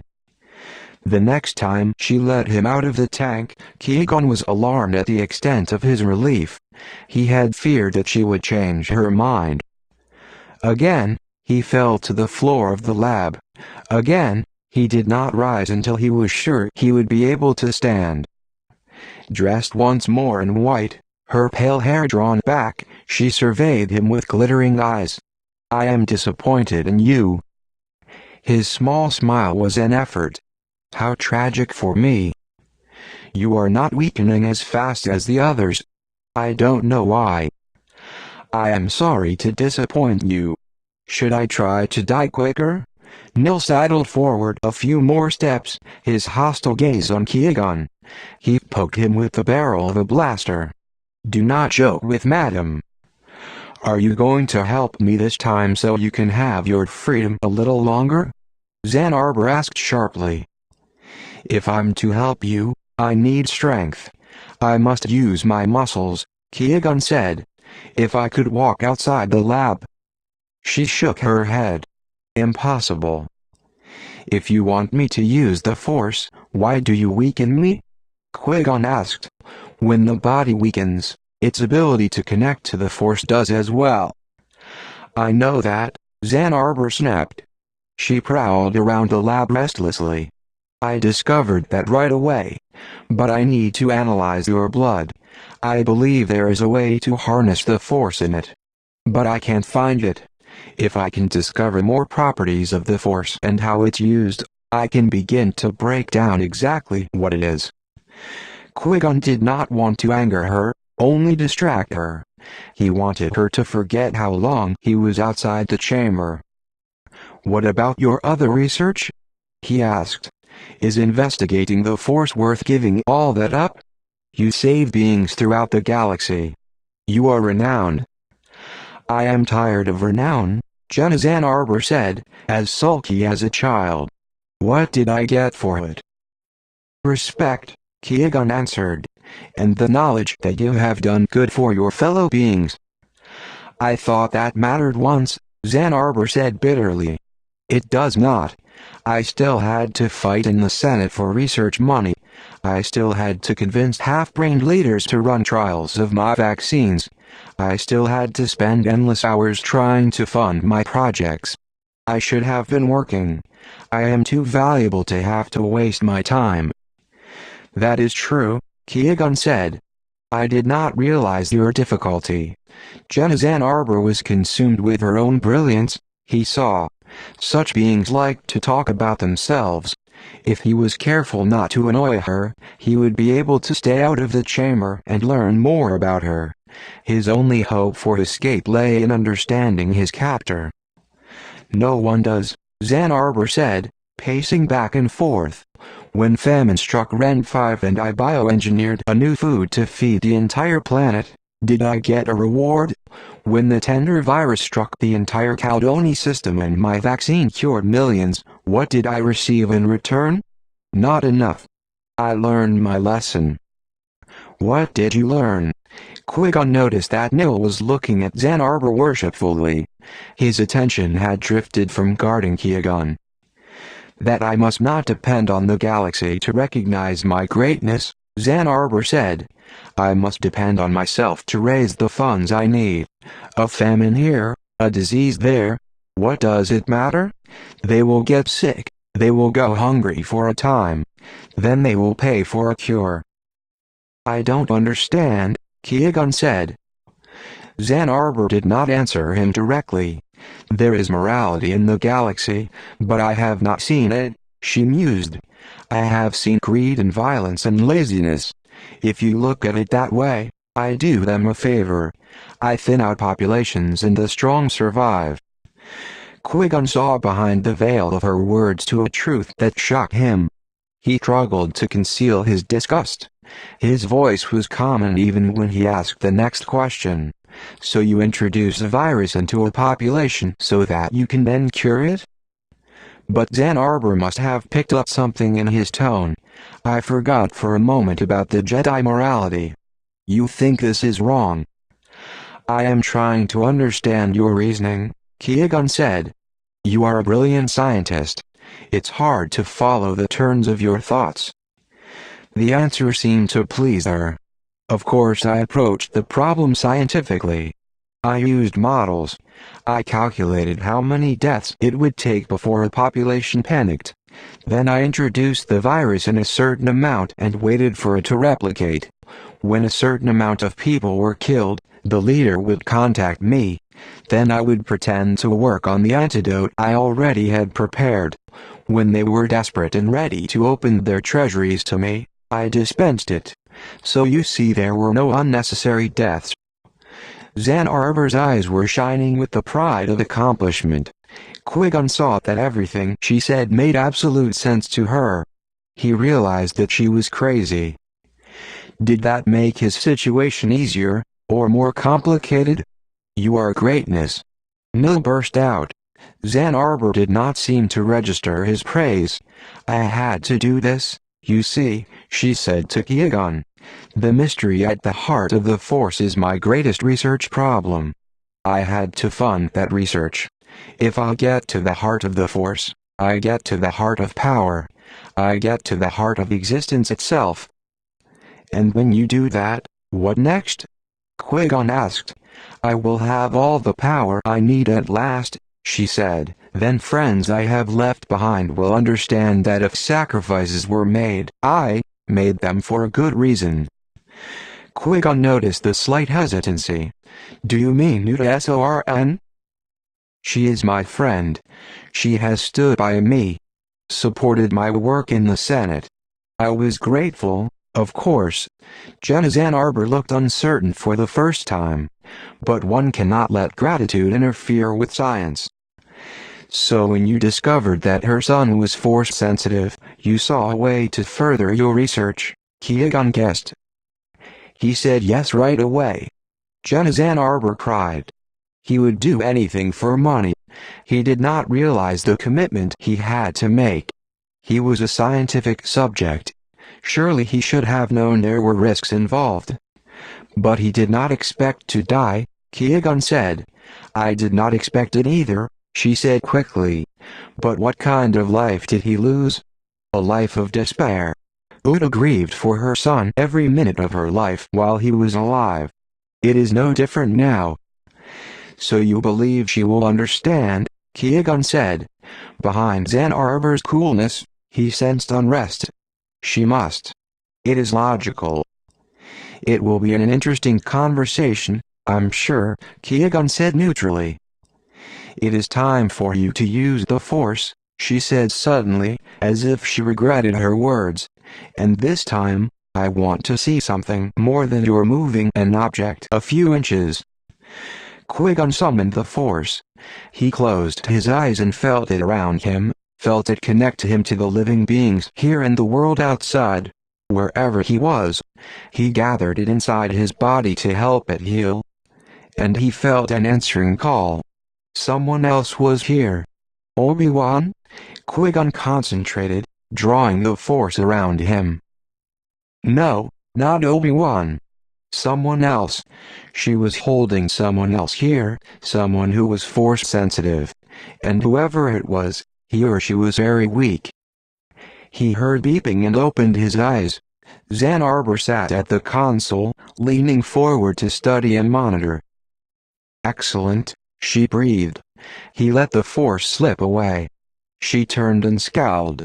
I am tired, he said. Then you won't mind returning to your chamber to rest, she taunted. Yes, he minded. But not as much as he had before. Someone else was here.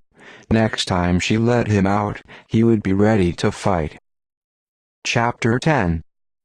Before Obi-Wan could speak or move, as Tree stepped forward. Why do you want his lightsaber? She asked the boy. He thrust out his chin. What difference does it make? What if you want it so you can use it against us? As Tree challenged. Why should we hand it over then? I don't want to kill you. The boy protested.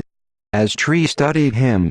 But you do want to find food for your family and your tribe. And you think if you had this weapon you could defeat the tribe on the other side of the mountain. The boy stared greedily at the lightsaber. I have seen what it can do. There are two problems with your plan, as Tree said calmly. The first is that you have to train for years in order to use a lightsaber. Isn't that right, Obi-Wan? He nodded. Even then, you have more to learn. So you wouldn't get anywhere, as Tree concluded. Except maybe you'd cut off your own foot. The second thing wrong with your plan is that it won't solve your problem. Maybe if you fought this tribe and won, which is highly unlikely, by the way, you'd get enough food for a week, or a month. But you'd still be starving when the food ran out. You'd have to fight again, and this time the other tribe would be prepared to meet the attack. The boy stared at her sullenly. So what? I would still have the lightsaber. I would fight them. Still, we aren't about to hand over such a powerful weapon so easily, as Tree said. "We'll make you a deal." Obi-Wan shot her a look. "We?" He hadn't said a word, as Tree ignored him. "If you tell us what you know, I'll cook you and your family a delicious meal. I'll show you where to find food and how to prepare it so you won't ever have to go hungry." The boy laughed. "You'll show me how to be a cook?" "I'll show you how to feed your tribe," as Tree corrected. "Not for a week, or a month, but always. And if I can't do it, you get my friend's lightsaber." Obi-Wan shot as Tree a look. He hadn't agreed to this. She put a finger to her lips. The boy looked out over the vast landscape of sand. Not a living, growing thing could be seen. Slowly, he smiled. "It's a deal." "Okay," as Tree agreed. "Run and get a pack to put food in and we'll begin." The boy's name was Bukrana. He followed behind them as Tree and Obi-Wan trudged through the sand. "I hope you know what you're doing," Obi-Wan murmured. "You stick to lightsabers. I'll stick to food." As Tree moved to the shadow of the canyon wall, where sand met rock, she dug down into the crack. She came up with a small purple mold. "Looks delicious," Obi-Wan said doubtfully. Grinning, she handed it to Boo. "You'll see." For the next hour, Obi-Wan and Boo trailed behind as Tree, following her instructions as they scraped mold off the bottom of rocks and dug deep underneath the sand to find roots.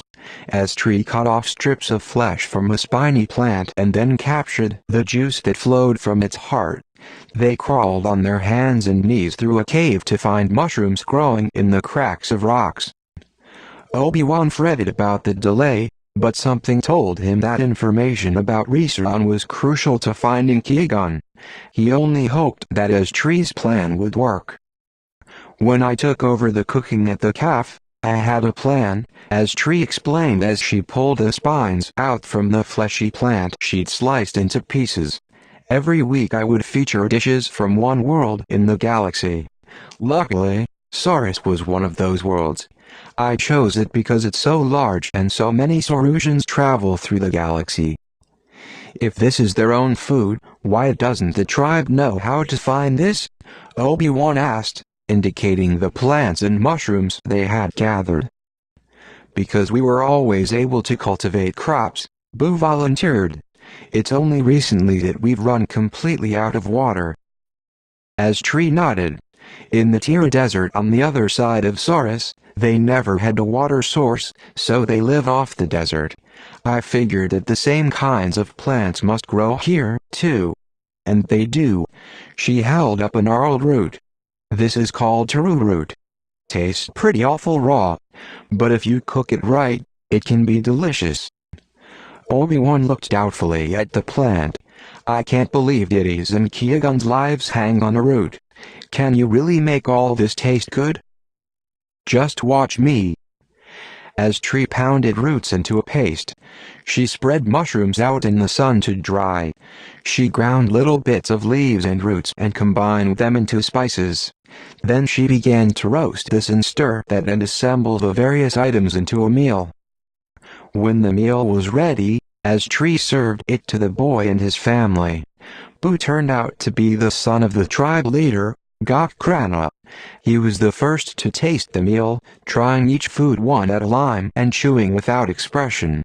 The boy and his mother waited, looking at him expectantly. Obi-Wan found that he was holding his breath. "It's good." Pleased, the father turned to as Tree. "Where did you find these things?" "I can show you," Boo said, "and I can tell you about more," as Tree added. "But now you must tell us about Reseron." The leader stood. "Her name is Omenabis.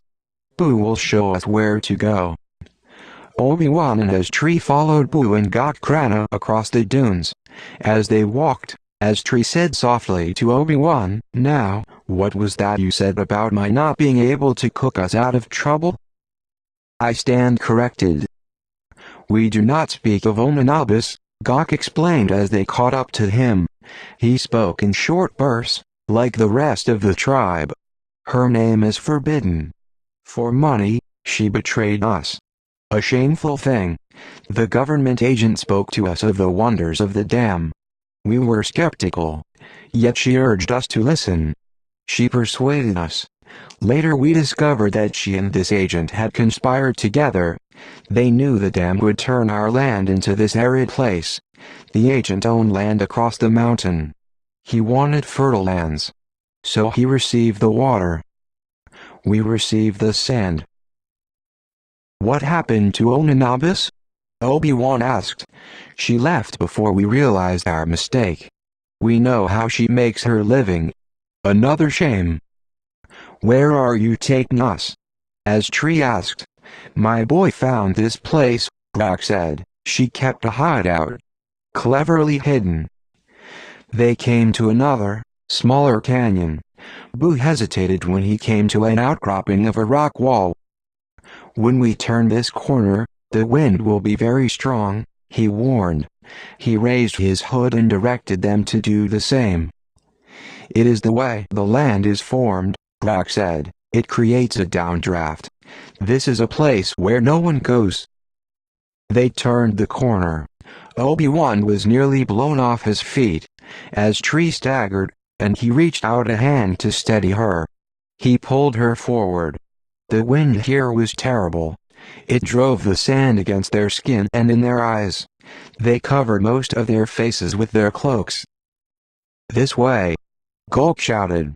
Stay close. Obi-Wan followed on Goku's heels. The closer they got to the far canyon wall, the worse the sandstorm became. He could no longer see Boo, who was only a few meters ahead. When he saw Gok drop to his knees, he did the same.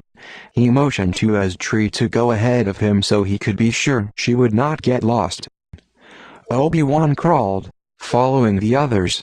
Ahead he saw Tree disappear into a small opening in the rock face. He squeezed himself through.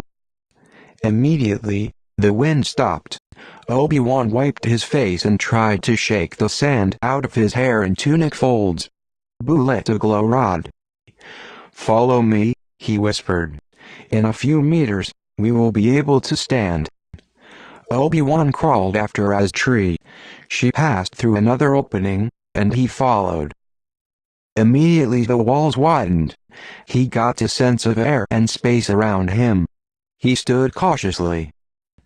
Boo shined the glow rod. Obi-Wan saw a smooth floor and walls, bedding rolled up in a corner, and something covered with a tarp. He quickly reached for his own glow rod. He lifted the tarp and held his glow rod high to illuminate the boxes. Med supplies. Survival rations. We took a vote and decided to leave the survival rations intact, Gok told them. We did not want her to know that we found this place. He gave a short smile. We were getting close to raiding the food until you came along. Now we do not need to. So she doesn't know you found this place? Obi-Wan asked. Boo shook his head. We have been very careful. I think she was here recently. One of the survival ration packs is gone. Now we will leave you here, Rock said. We will wait for you in the next canyon. If you follow the canyon wall, you will find us. Obi-Wan thanked them, and Gok and Boo left. Here's a data pad, Obi-Wan, Tree called excitedly. Obi-Wan hurried over. He quickly accessed the file system. To his relief, the files were not coded. These are case files, he said, scrolling through. Clients. Jobs she took on. Any hint of where she could be now? Tree asked. Hold on.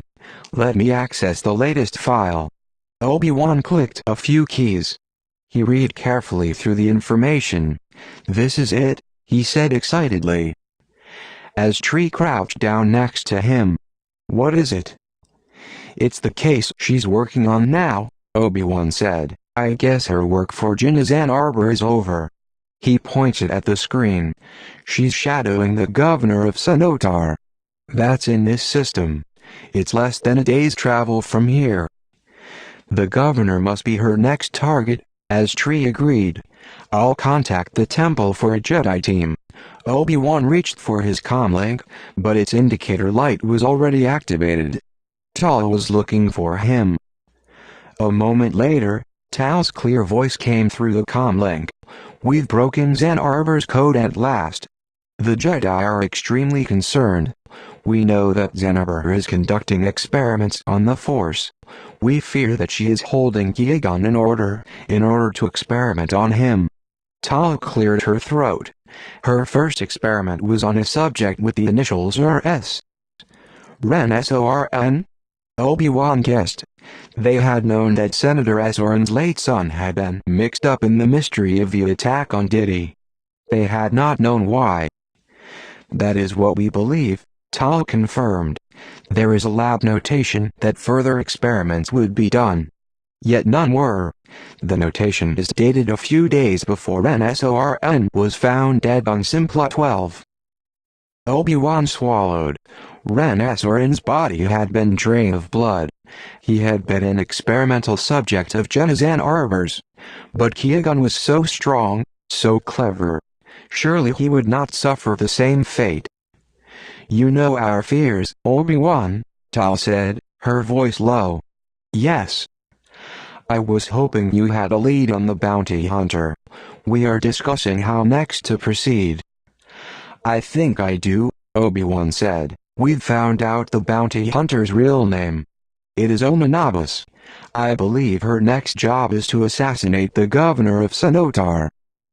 We will warn him and send a team there to meet you immediately, Tal said. Send us Tree back here. Contact me when you arrive on Sanotar. Tal shut the communication. Obi-Wan stared at the datapad of Omanabas.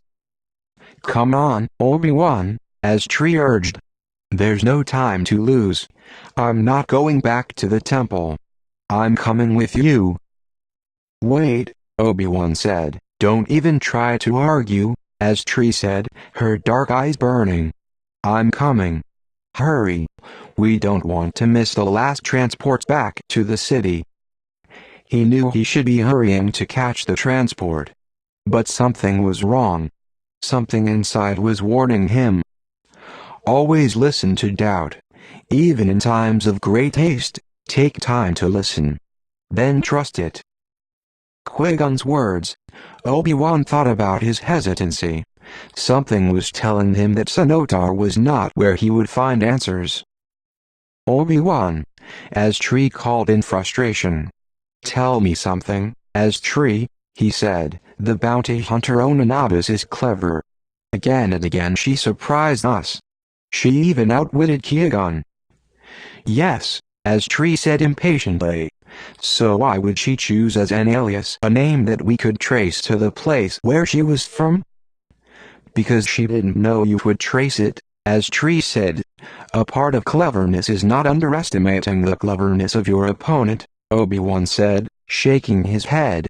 She knows the resources of the temple. Why would she take such a risk? As Tree took a few steps toward Obi-Wan. What are you saying? That she wanted us to find her? No. She wanted us to find this. Obi-Wan gestured at the cave.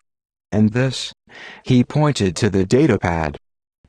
But it was so hard to find.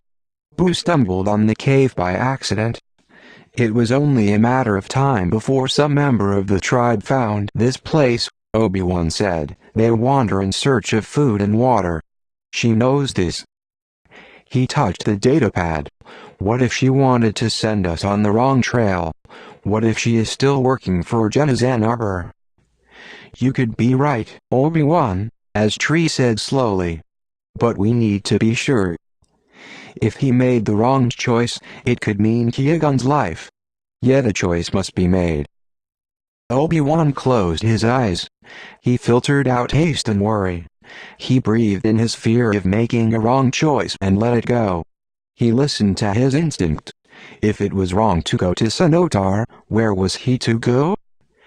After a long moment, he opened his eyes.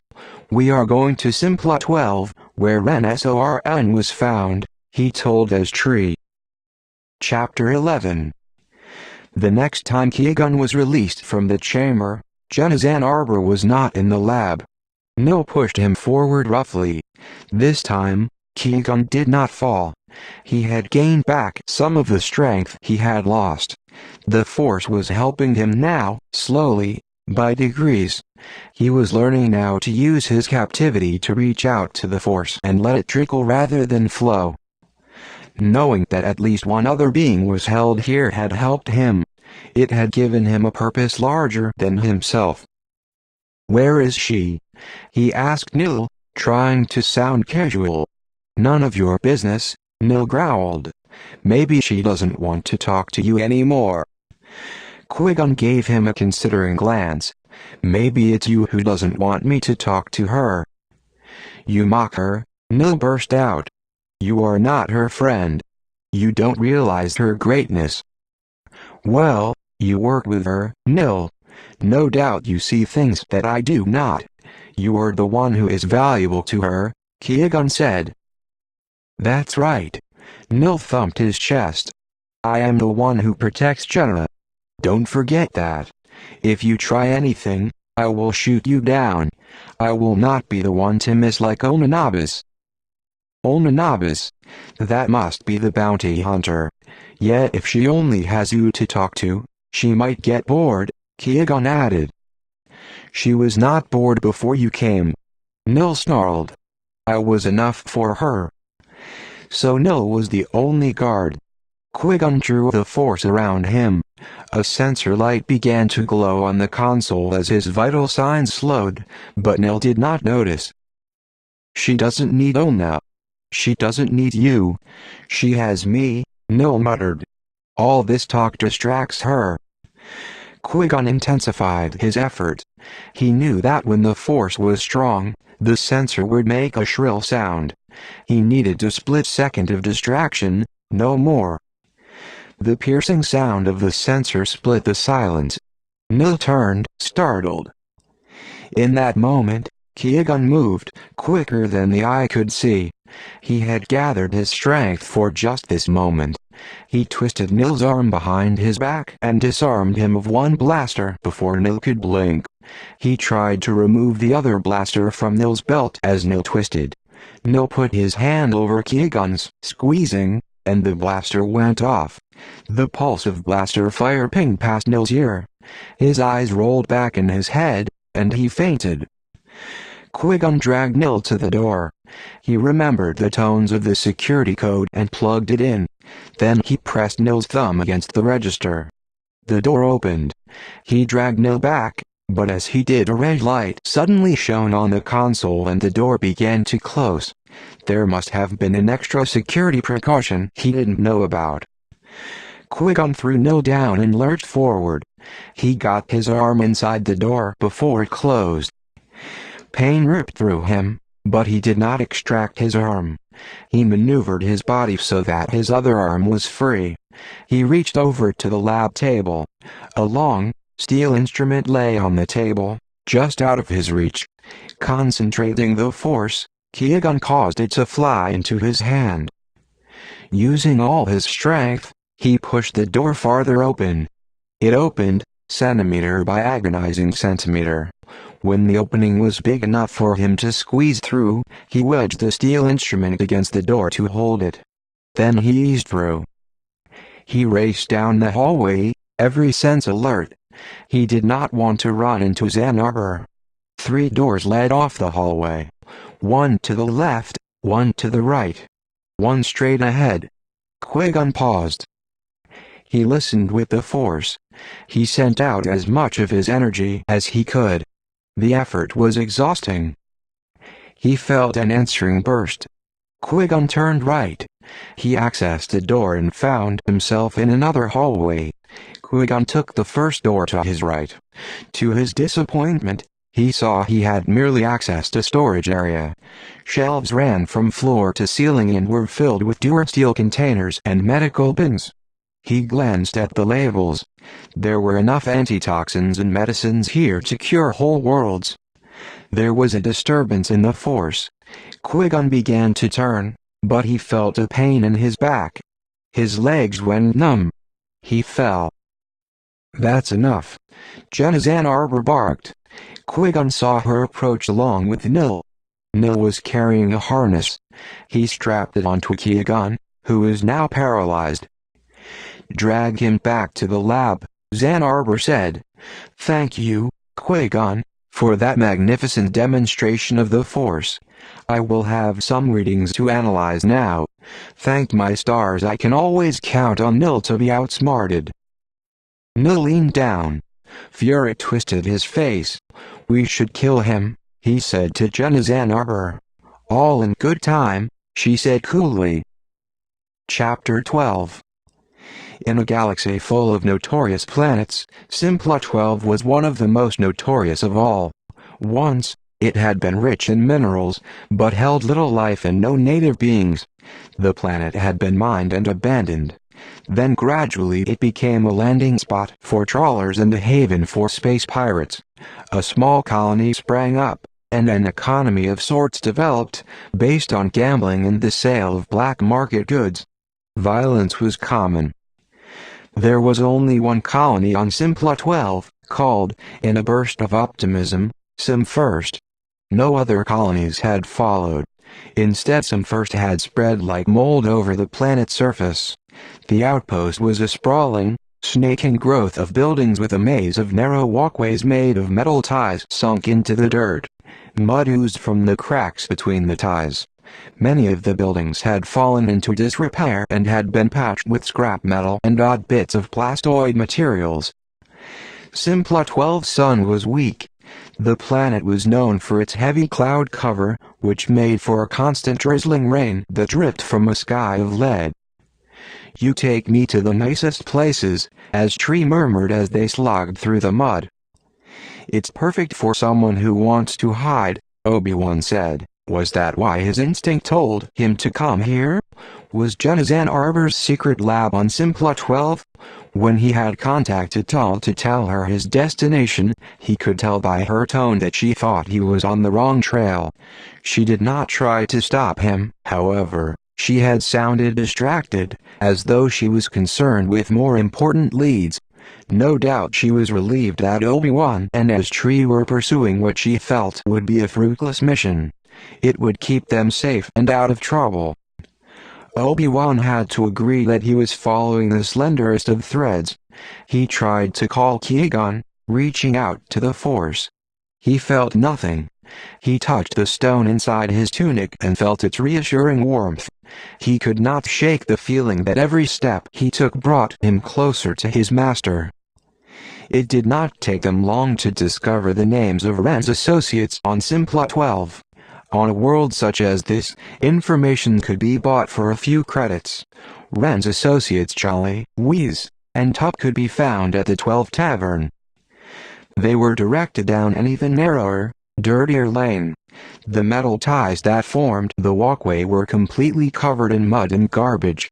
Ahead, a sign with the number 12 roughly painted in red swung in the drizzling rain. They were almost to the building when suddenly a body came flying out of the tavern's front door. With a thump, the body landed face first in the street, sending mud flying. A second body followed, landing with a squeal and a curse. The first body stirred. Wheeze. That's my foot. As Tree started forward, Obi-Wan put a hand on her arm. I think we'd better wait. A third body flew through the air, landing a short distance from the other two. Don't be so touchy. The third being yelled back at the tavern. A huge Deveronian stepped out onto the front porch of the tavern. Quickly, the three beings scampered backward on their hands and knees. Obi-Wan could not tell their species, but they were all humanoid. And don't come back again. The Deveronian boomed. He turned and thumped back into the tavern. The door slammed shut behind him. That was your fault, Tup, the first being said. He was the tallest of the three, with hair that straggled down his back. Was not, Tup said, wiping mud off his round face. Gibbets and Ham, who knew he had no sense of humor? The one called Wheeze wiped mud out of his eyes. Most beings don't like having their mothers called Kowakian monkey lizards. I thought his mother was a Kowakian monkey lizard, Top said. The first being, who Obi-Wan assumed was Charlie, stood and tried to wipe the mud off his face with the end of his tunic. He only succeeded in grinding more mud on. What are we going to do now? We've been thrown out of every tavern in Sim First. Obi-Wan walked forward. Maybe a few credits would get you back inside one of them. Top puffed out childish plump cheeks and blew out a short, explosive breath. Whoosh! Great idea, stranger. Thanks for the tip. Only, guess what? We don't have any credits. Maybe there's a way you can earn some, as Tree said. You have work? Whis asked. He stood next to Charlie. He was a few inches shorter. Sorry. We have a back injury. I can see why, if you keep getting thrown out of places, as Tree said. The galaxy, Charlie said sadly, conspires against us. Top struggled to his feet.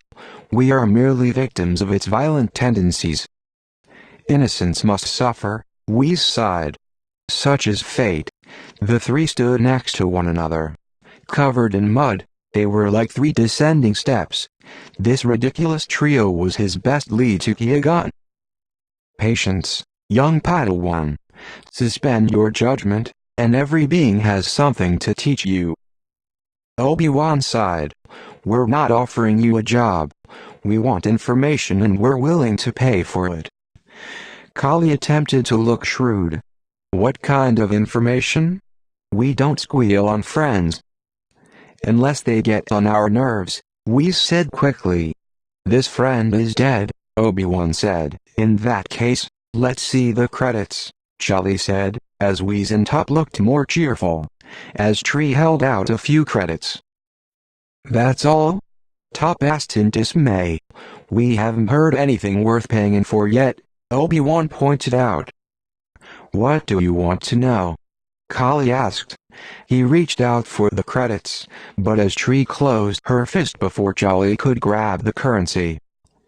It's about Ren Sorn, Obi-Wan said. Can you tell us about his last days? At the name, the three friends traded sad glances. Ren. Top took a deep breath, then let out a long, drawn-out sigh. Poor Ren. He told us about this offer he got. He was going to get paid a lot of credits. We're always talking about the big score. Something to get us out of here.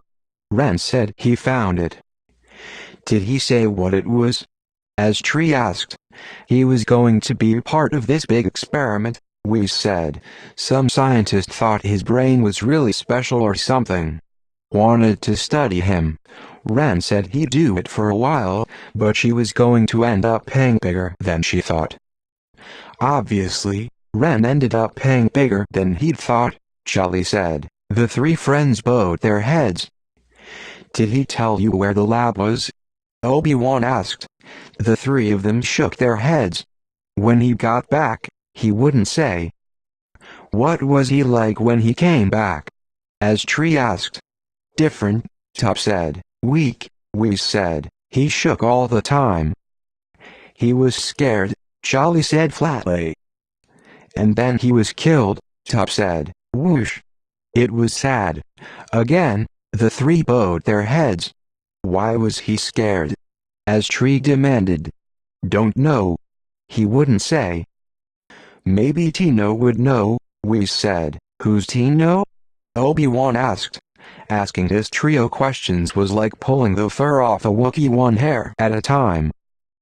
Ren's roommate. He took him when he got back from that experiment, Charlie said. Ren said he needed to hide out for a while, Whis added. Tino used to hang around with us, but he got a job. Works over in that big warehouse near the landing platform. Can we have the credits now? Kali asked. He held out a hand, as Tree counted out a few credits. Hey, that's not very much, Whis complained. You didn't give us very much, Obi-Wan said. He had a feeling the three knew more. He was anxious to talk to Tino. Obi-Wan and his tree left the three squabbling about how to divide up the credits and hurried back the way they'd come. Obi-Wan had noticed the big warehouse by the landing platform. "Maybe Tino will have more answers than that bunch," he told his tree. "Let's hope so," she agreed. By the time they reached the warehouse, they were almost as muddy as Jolly, Wheeze, and Tup. Huge loading doors stood open and inside they could see a multi-layered structure of catwalks, ladders, ramps, and chutes. Small, compact tech droids rolled through the aisles, pushing gray sleds filled with durasteel crates and boxes. Obi-Wan scanned the area until he glimpsed the person in charge, a woman of middle years in a gray unisuit with a headset, who was barking orders at the droids. Obi-Wan approached her. "We're looking for Tino," Obi-Wan said. She didn't take her eyes off the droids. "He's unloading in Sector 2. Through that door there. Tell him to get a move on and get back here," she said. "I need those droids." Obi-Wan and his tree followed the woman's directions and hurried through the door into the Sector 1 portion of the huge warehouse. There was no one on the ground floor, but one level up they saw a sandy-haired young man in a unisuit. Droids on the next level were pushing crates onto a chute. The crates slid down and the young man hefted them and loaded them one at a time onto a gravsold. Obi-Wan glanced around for the ladder that would take them up one level. He paused as he felt a sudden disturbance in the force. Quickly, he scanned the warehouse. The droids moved in orderly rows. The crates rolled down. There was no movement on the catwalks above. Then he saw her one level above Tino. At first she was just a shadow. Then she moved, and the shape became Onanabis. Dressed all in black, she looked down at Tino. Unaware, the young man below continued to work, sweeping the bin off the chute and loading it onto the gravsold. She unfurled her whip. "Watch out!" Obi-Wan shouted. Chapter 13. Tino looked up, startled by Obi-Wan's cry. Obi-Wan was already gathering the force to make his leap. He landed on the catwalk overhead and teetered back for an instant, trying to get his balance. Fortunately, Onanabis was surprised and her timing was off. The whip flailed uselessly in the air. Obi-Wan had time to note the shock turning to anger on Onanabis's face as he raced down the catwalk and onto the chute leading straight toward her. As Tree was already running up the stairs, trying to get to Tino, his lightsaber in his hand, Obi-Wan dodged the boxes that Onanabis began throwing down at him. He did not look forward to tangling with the bounty hunter without Qui-Gon by his side. He reached the next catwalk. The whip flashed above his head. Obi-Wan saw it coming and slashed at it with the lightsaber. The two lasers tangled as the whip wrapped around the blade of his lightsaber. Below him, as Tree pushed Tino behind a stack of durasteel pins, Onanabis unfurled her whip once more, releasing Obi-Wan's lightsaber. Immediately, he charged toward her. In a flash, she set the whip to normal mode and snaked it around the railing of the opposite catwalk. Then she used the whip to swing to the other side. Obi-Wan heard the clang of her landing on the metal catwalk. She now had a clear shot at Tino. "As Tree!" Obi-Wan yelled. As Tree looked up and saw Onanabis. Her face was white and drawn with fear, but she grabbed Tino and pushed him farther behind the bins, making sure he was safe before joining him.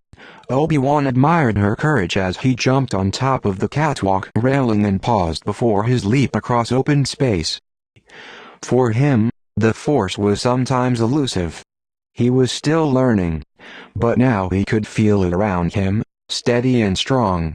It was almost as though Qui-Gon was with him, joining his strength with Obi-Wan's. He leaped across the gap. He grabbed the railing of the opposite catwalk, his body slamming against the metal. He had no time to feel the pain. He swung himself up and over and charged. Onanabis's lip curled as she set her whip to laser mode. With the other hand, she drew her blaster.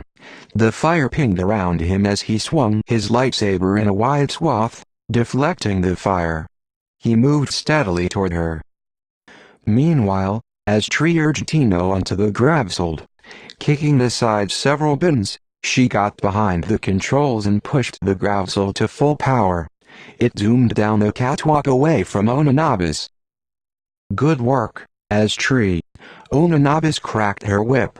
It tangled with the lightsaber. Obi-Wan twisted his wrist, hoping to flick the whip away. Instead, it curled back and struck again. Obi-Wan twirled his lightsaber around in a lightning-fast move, corkscrewing around the flexible whip. It wound around his lightsaber in a complex tangle. With a snarl, Onanabis pulled back on the whip, but could not dislodge it. She fired her blaster, but she was off balance and Obi-Wan was able to turn away to avoid it. He knew he would not be able to avoid it for long, however. He needed his lightsaber to deflect the fire. Still, he was anxious to deprive his opponent of her most potent weapon. He did not want to let go of the whip. Use your opponent's strategies against them and you take away their power. He took a chance and moved closer. She had expected him to pull back, and he drove her farther off balance. Get your opponents to lose their grace, and they will lose their purpose, Padawan. Grimly, he advanced farther, pushing against the lightsaber as she stumbled backward, still unwilling to let go of the whip. Her blaster fire pinged harmlessly on the metal catwalk. Her eyes burned with hatred. He saw now that two of the fingers of her left hand had fused together. No doubt it was as a result of the injury he had inflicted in the battle in the Cascardi Mountains. The hatred and rage she felt was like a thick toxic cloud surrounding them. He guessed that if he moved quickly, he might be able to release the whip and strike her down before she had a chance to land a blow. He remembered how casually she had shot Diddy and Qui-Gon. He remembered his master falling back into her ship. He matched her rage and hate with his own. Do not meet hate with hate. Meet it with purpose. But what was his purpose? He did not want to take her life, only her freedom. He needed to capture her. Only then would they be able to force her to lead them to Genazen Arbor and Qui-Gon. She would have to make a deal. Suddenly, he saw As-Tree behind Onanabis, alone on the gravsold. As-Tree drove at top speed toward the bounty hunter. They had her between them now. Onanabis heard the noise behind her. She gave one last, enraged look at Obi-Wan. Then she abandoned the struggle for the whip and leaped over the catwalk onto a ramp below. She slid down, her body straight and sleek. The ramp disappeared through the floor below into a lower level. Obi-Wan leaped after her. He, too, slid down the ramp, bumping down as fast as he could, keeping his lightsaber in the air. But when he got to the bottom, Onanabis was gone. He saw a small door leading outside that the droids used.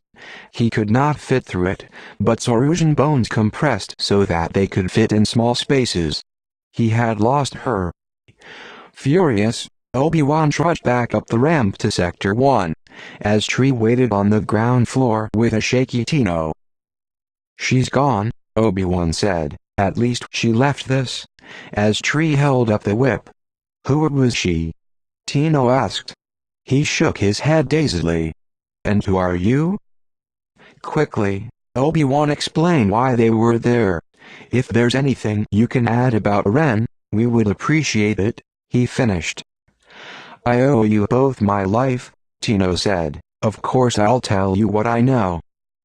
He wiped his hands on his unisuit. His blue eyes grew cloudy. Ren was my buddy. He watched my back, and I watched his.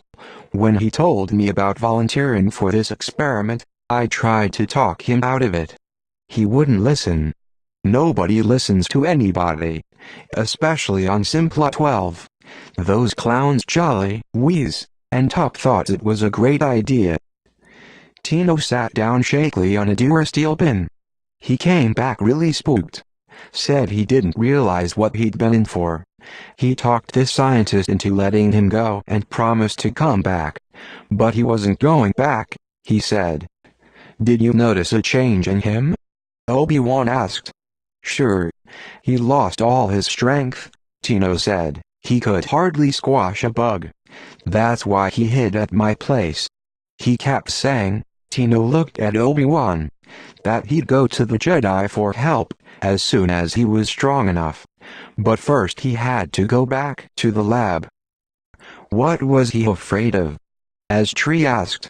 Her, Tino said. Whoever she is. He said he'd stared pure evil in the face. Obi-Wan felt a chill. This was the person who held his master. Then why did he have to go back? Obi-Wan asked. Tino shook his head. He wouldn't tell me. Maybe because I didn't really believe him. Ren was always such a big mouth. Always talking about his big connections. Said he came from a powerful family. He did, Obi-Wan said. Yeah. So I heard, after he was dead. But I didn't know then. So when he said he had to get insurance, that this scientist wouldn't dare kill him if he went back, I didn't believe that, either. Tino looked up, his eyes bleak. And then he died. I'm sorry, as Tree said quietly. Me, too. You know, I told all this to the security force. Simpla 12 has a security force? Obi-Wan asked, surprised. He'd thought it was one of the Lost Worlds. The Coruscant Security Police investigated, Tino said. Some big bot, Han? Captain Yurti August? Obi-Wan asked. That was the guy. He was in charge of investigating the murder. I told him what Ren told me, that if something happened to him, he had left behind a clue, something that would lead them to this scientist and her lab. I told them to ask Jolly, Whiz, and Tup. Ren talked to them, too. But he never questioned anybody on Simpla 12. He just shipped Ren's body back to Coruscant, to his mother. I guess they didn't care that much about solving the murder. Obi-Wan thanked Tino. He and Tree walked slowly from the warehouse. What now? Tree asked. I wonder why Captain Yurti August didn't follow up on any leads, Obi-Wan said. You know him? He investigated Fly's murder, Obi-Wan said. He didn't seem very interested in finding that killer, either. Tree nodded. I have a feeling we're heading back to Coruscant. Chapter 14. Qui-Gon floated in the chamber. His limbs felt heavy, but the paralyzing dart was wearing off. Jenna Ann Arbor's face loomed through the vapor outside the chamber. He could just make out the outlines of her face. Did you really think you could escape? It seemed worth a try, Qui-Gon said. I am tired of our game, Ann Arbor said. You amused me once. I was kind to you. I let you out of the chamber. Let us not forget that it was you who imprisoned me in the first place, Qui-Gon said. It's hard for me to muster up gratitude under these conditions. She shook her head slowly. Look at you. You still have your dignity, even when you are at my mercy. Qui-Gon met her gaze steadily. I am a Jedi. She waved her hand, as if this was something that didn't matter. You know, Qui-Gon remarked, there is something strange to me in your attitude. You seem to have great respect for the Force, yet you do not respect those who are closest to it. That isn't true. I respect you, Qui-Gon, just as I respect a chemical, or the physical properties of a gas. You are a means to an end. You will never gain what you seek, Qui-Gon told her.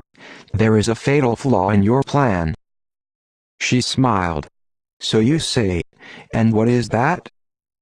Understanding the Force takes wisdom. Are you telling me I am not wise? She asked.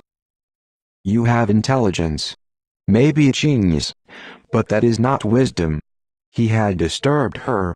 She covered it with a laugh. I've heard of Jedi mind tricks. You are trying to get me to doubt myself. That is impossible. Here is an example of what I mean, Qui-Gon said. You do not recognize what truth is, so you call it a trick. That is why you are not wise, Ann Arbor. Wisdom is something you cannot identify because you cannot measure it with your instruments. She struggled to maintain her tight smile. Anything else I am lacking to understand the Force? The most important thing of all, Qui-Gon said. An open heart. Her expression tightened. That is an abstraction. Meaningless. Enough of your games. Enough of you. The final experiments will begin. Thank you for your contributions to science. You will die in the isolation tank. I need your blood. The vapor grew thick. Ann Arbor's face disappeared. The syringe entered and pierced his flesh.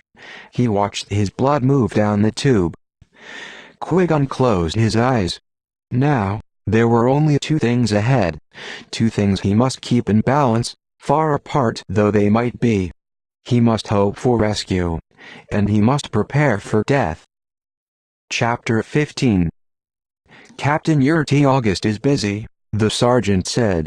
He will see me, Obi-Wan said firmly. This is a Jedi matter. The sergeant paused. Coruscant security forces were expected to cooperate with the Jedi, even if they didn't want to. I will ask him. Pushing past the sergeant, Obi-Wan strode through the door. Captain Yurti August sat at a long, polished desk. He was a tall, muscular Baton, dressed in the security force navy uniform with tall boots polished to a high gleam. He was bent over, staring in a mirror while he clipped his beard. He looked up in surprise as Obi-Wan and as Tree walked in. I am not to be disturbed, he shouted. Why did you drop the investigation into Ren Sorin's death? Obi-Wan demanded. He had no time for preliminaries. How dare you question me? Captain Yurti August sprang to his feet and stalked toward Obi-Wan and his Tree. He came within centimeters of their faces. Get out! He bellowed. Not until I get answers, Obi-Wan said, meeting the captain's gaze resolutely. He had learned from Qui-Gon how to meet bullies with calm strength. He did not raise his voice. Still, he felt intimidated by the captain's manner. He was only a boy. Would the captain listen to him? I have no answers to give you, Captain Yurti August sneered. I investigated a murder. The killer was not found. The case file was rotated to inactive. Do you know how full our caseload is here? Ren's friend told you that he might have been killed because he had information that someone did not want to get out, Obi-Wan said. You did not question anyone else. Why is that? Obi-Wan paused. The Jedi are making this investigation a priority, Captain Yurti August. So they send a boy to question me?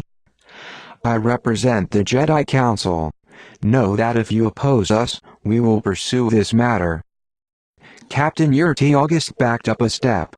Always the Jedi stick their noses in my business and I am asked to accept it. We are working for the same goal, Obi-Wan pointed out. Justice. Did Ann Arbor pay you to drop the investigation? A flicker of surprise flared in Captain Yurti August's angry gaze. But was it because Obi-Wan had guessed the truth, or because he did not know Ann Arbor was involved? The Jedi Council wishes to know the answer, Obi-Wan said. We will go through official channels if we must. It would be easier if you would tell me the truth here and now. Captain Yurti August let out a breath, as if he'd made the decision. It is true I was asked to drop the investigation, but it was the request of Ren Sorin's mother. Sorin was a powerful senator, and it was her son who had died. Naturally I followed her wishes. Why wouldn't Senator Sorin want her son's killer to be found? As Tree asked, baffled. You will have to ask her, Captain Yurti August said. I do not know. The last time Obi-Wan had seen Senator Sorin, he had been ushered into a grand office in the Senate building. She had been dressed in rich ceremonial robes, Since that time, Senator Soren had resigned. She lived in a building near the Senate where other senators from many worlds kept quarters. She opened the door, dressed in a plain linen smock that hung to the floor. She was not wearing the elaborate wrapped headdress of her homeworld of Belasco. Her dark hair hung loosely down her back. She did not look happy to see Obi-Wan. "More questions," she said. "Where's your big friend?" "I don't know," Obi-Wan said. "That's why I'm here." She shrugged, then turned and walked into her quarters. Obi-Wan and his tree followed. Boxes and bins were piled around them, some of them sealed, others half open. She was packing. "You are leaving?" "I am returning to Belasco." "To do what?" "I don't know." She gave Obi-Wan a direct look. "Please ask what you came to ask." "I am busy." The senator had always been direct. He would meet that directness with his own. "Why did you have Captain Yurti August drop the investigation into your son's murder?" "What good would it have done to continue?" Soren said with a sigh. "He was killed by some lowlife, some criminal on Simpla 12.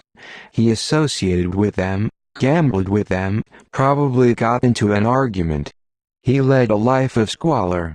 Why investigate it? Why drag every sordid detail into the sun? Who knows what Captain Yurti August could have found about Ren?" Soren's expression was tight and strained. "I did not want to know. Don't you understand? I want it all to go away, and you keep bringing it up again." "But your son might have left a clue behind to help find his killer, as Tree said. He said he would leave a clue behind in case he was killed." "Can't you understand that I don't care?" she said impatiently. She picked up a blanket and began to fold it. "What if you knew his killer?" Obi-Wan asked. "Why would I know the dregs of Simpla 12? She scoffed. "We believe that Jinn Arbor was involved in your son's death," Obi-Wan told her. She whipped around to face him. "That is impossible." "It is true," Obi-Wan said. "We know that Jinn Arbor is conducting experiments on the Force. We know she contacted your son." Soren laughed in disbelief. "You are on the wrong track. Jinn is my friend. I have helped her with her funding, introduced legislation for her, gotten her onto committees, sometimes at personal risk to my career. She would never hurt my son. She didn't even know him." "Did she tell you that she contacted him on Simpla 12? Soren went pale. She knew the Jedi did not lie. "You know this is true?" Obi-Wan nodded. "Tell me. She knew Ren was Force sensitive, didn't she?" "I told her in confidence." "This was at the beginning of her experiment," Obi-Wan said, thinking. "She probably couldn't get to any Jedi. She was looking for anyone who was Force sensitive, most likely. Beings no one would miss." Obi-Wan saw pain constrict Soren's features. "I am sorry. I know you miss your son. Perhaps she thought you would not." "I was not in touch with Ren at the time," Soren said reluctantly. "I told Jenna I had disowned him. I was trying to be strong." "She offered him money if he would be a subject in an experiment," Obi-Wan said quietly. "He went. When he returned, his friends say he was changed. He was afraid." Soren's legs seemed to collapse underneath her. She sat on a chair. Her hands went to her mouth. "Did she hurt him?" "We are not sure what happened," Obi-Wan said, "or why he was killed. Do you know where Jinn Arbor's lab is?" "Not her official lab. But another lab, a secret lab." Soren shook her head. "I didn't know she had one." "We think Ren left a clue behind," Obi-Wan said. "Do you have anything of his?" She stood and went to the pile of boxes in a corner. She withdrew a small durasteel pin. "This is all he owned. If there's a message here, I haven't found it." She handed it to Obi-Wan. Take it. And if you find out your suspicions are true, find her." "I will," Obi-Wan promised. Quickly, he and his tree hurried outside. The walkways teemed with beings. The area surrounding the Senate was always crowded. "We need to go through this bin, but we don't have time to get to the temple," Obi-Wan said. "I don't want to do it in public. Onanabis could be anywhere. Diddy's calf is close, and I still have the key," as Tree said. "Follow me." She led him down an alley and across the square. Now Obi-Wan recognized where he was. They would approach Diddy's calf from the back. As Tree snaked through several alleys and they came to the back door. "Good, the landlord hasn't rented it yet," she said, swiping her key card through the lock. The door hissed open. There was no power to the building, so as Tree opened a shutter a crack to let in enough light to see, they sat at the long kitchen table. Obi-Wan carefully removed the contents of Ren's bin and spread them out on the table. A utility pouch with one protein food capsule and a small servo driver. A few credits. A V-brush. A few crystals.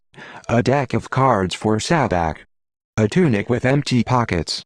A thermal cape, folded neatly.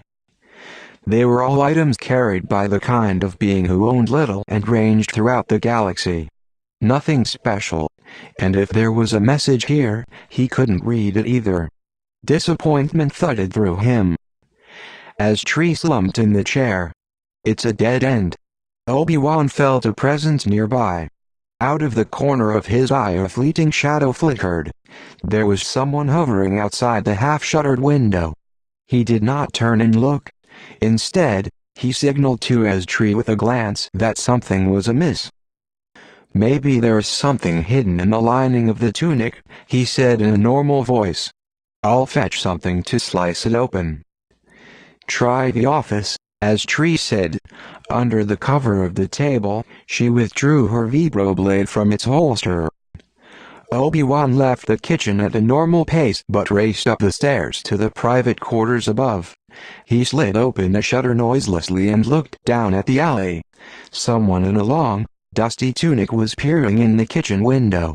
The hood to the tunic was raised. He could not identify the person as Onanabis, but he knew such a disguise would be easy for her. He eased out onto the ledge and paused for a moment, gathering the force. He would need help if he was to meet this opponent again. Drawing his lightsaber in one smooth movement, he leaped toward the intruder below. Chapter 16 N0000000000. The intruder cried. Still in midair, Obi-Wan looked down at the surprised face of Jolly. Out of the corner of his eye, he saw Whis and Tup spring back out of the way. Obi-Wan twisted his body in midair to avoid landing on Jolly. But a panicked Jolly moved as well, and Obi-Wan half landed on him. He cushioned the fall with his hands, feeling the shock of the impact up to his armpits. "Oof! You're a big one," Jolly puffed. Obi-Wan rolled off and sprang to his feet. He gazed at the three incredulously as S-Tree burst through the kitchen window, vibro blade in hand. She took in the situation with one swift glance. "What's going on?" she demanded. "What are the three of you doing here?" Tup looked at Whis. Sightseeing?"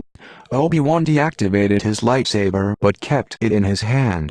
"You are interfering with a Jedi mission," he said sternly. "There are lives at stake. So answer me, now." "Gibberts and ham, everyone is so touchy today," Tup said. He blew out a breath. Whoosh. "We have just as much right to be here as you do," Jolly said. "It's a free planet," Whis added. He frowned. "Isn't it?" As Tree brandished her vibroblade menacingly. "It's a big planet. And there's no one around. Haven't you noticed that?" Kali scampered backward.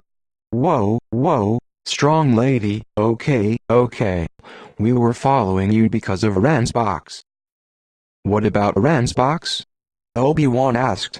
His personal effects, yes. Kali asked. We requested them from his mother after he left us. We said, for sentimental reasons. We were his best friends, Top added. She said no, why should she give what's left of her son to his low-life lizard friends? We said, some people have no generosity. So true, wise friend, Charlie agreed sadly. The universe is so often against us.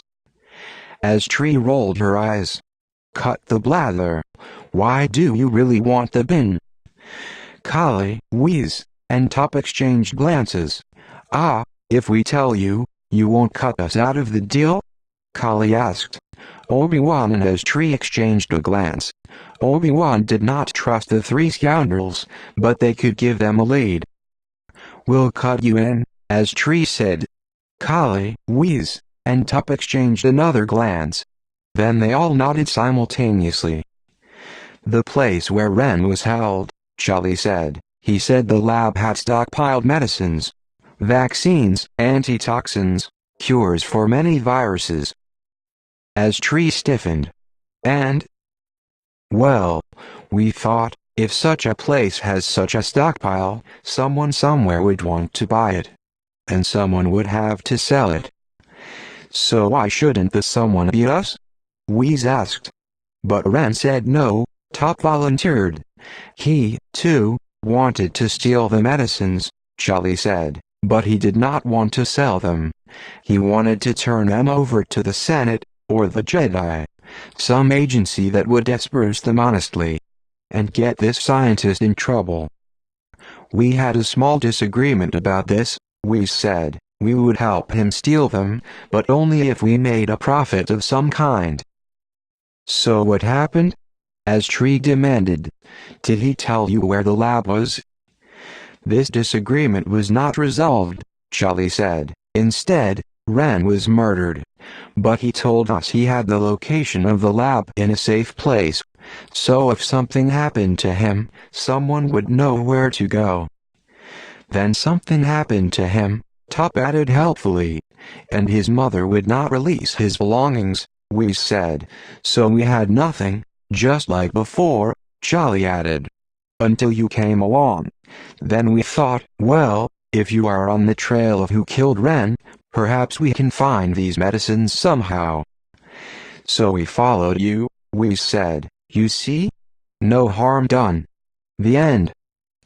Unless, of course, you wish to steal the medicines as well, Charlie added. There is great profit here for all. As Tree grabbed Obi-Wan's arm and pulled him away. Now we know for sure that Ann Arbor didn't destroy the antitoxins she developed. She has them, Obi-Wan. We have to find that lab. I know, Obi-Wan said, but they don't know where the lab is. May I suggest something? Kali broke in. Perhaps if we could look at Ren's effects, we would see something you did not. Because we knew him, you see, we would understand the message that you could not. Why would he leave you a message if he didn't want to steal the medicines? As Tree asked angrily. Because we are better than nothing, Top said. At least he knew we would try to find the lab, we said. I hate to say it, but they make sense, Obi-Wan murmured to as Tree. We might as well see, she agreed. Beckoning to the trio, Obi-Wan and as Tree led them inside the caf. Obi-Wan gestured at the items on the table. This is what was in the bin, he said. Kali picked up various items. Not much here. No data pad? Whiz asked.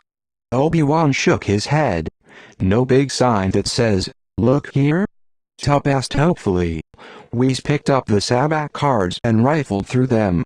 We played many a game with these.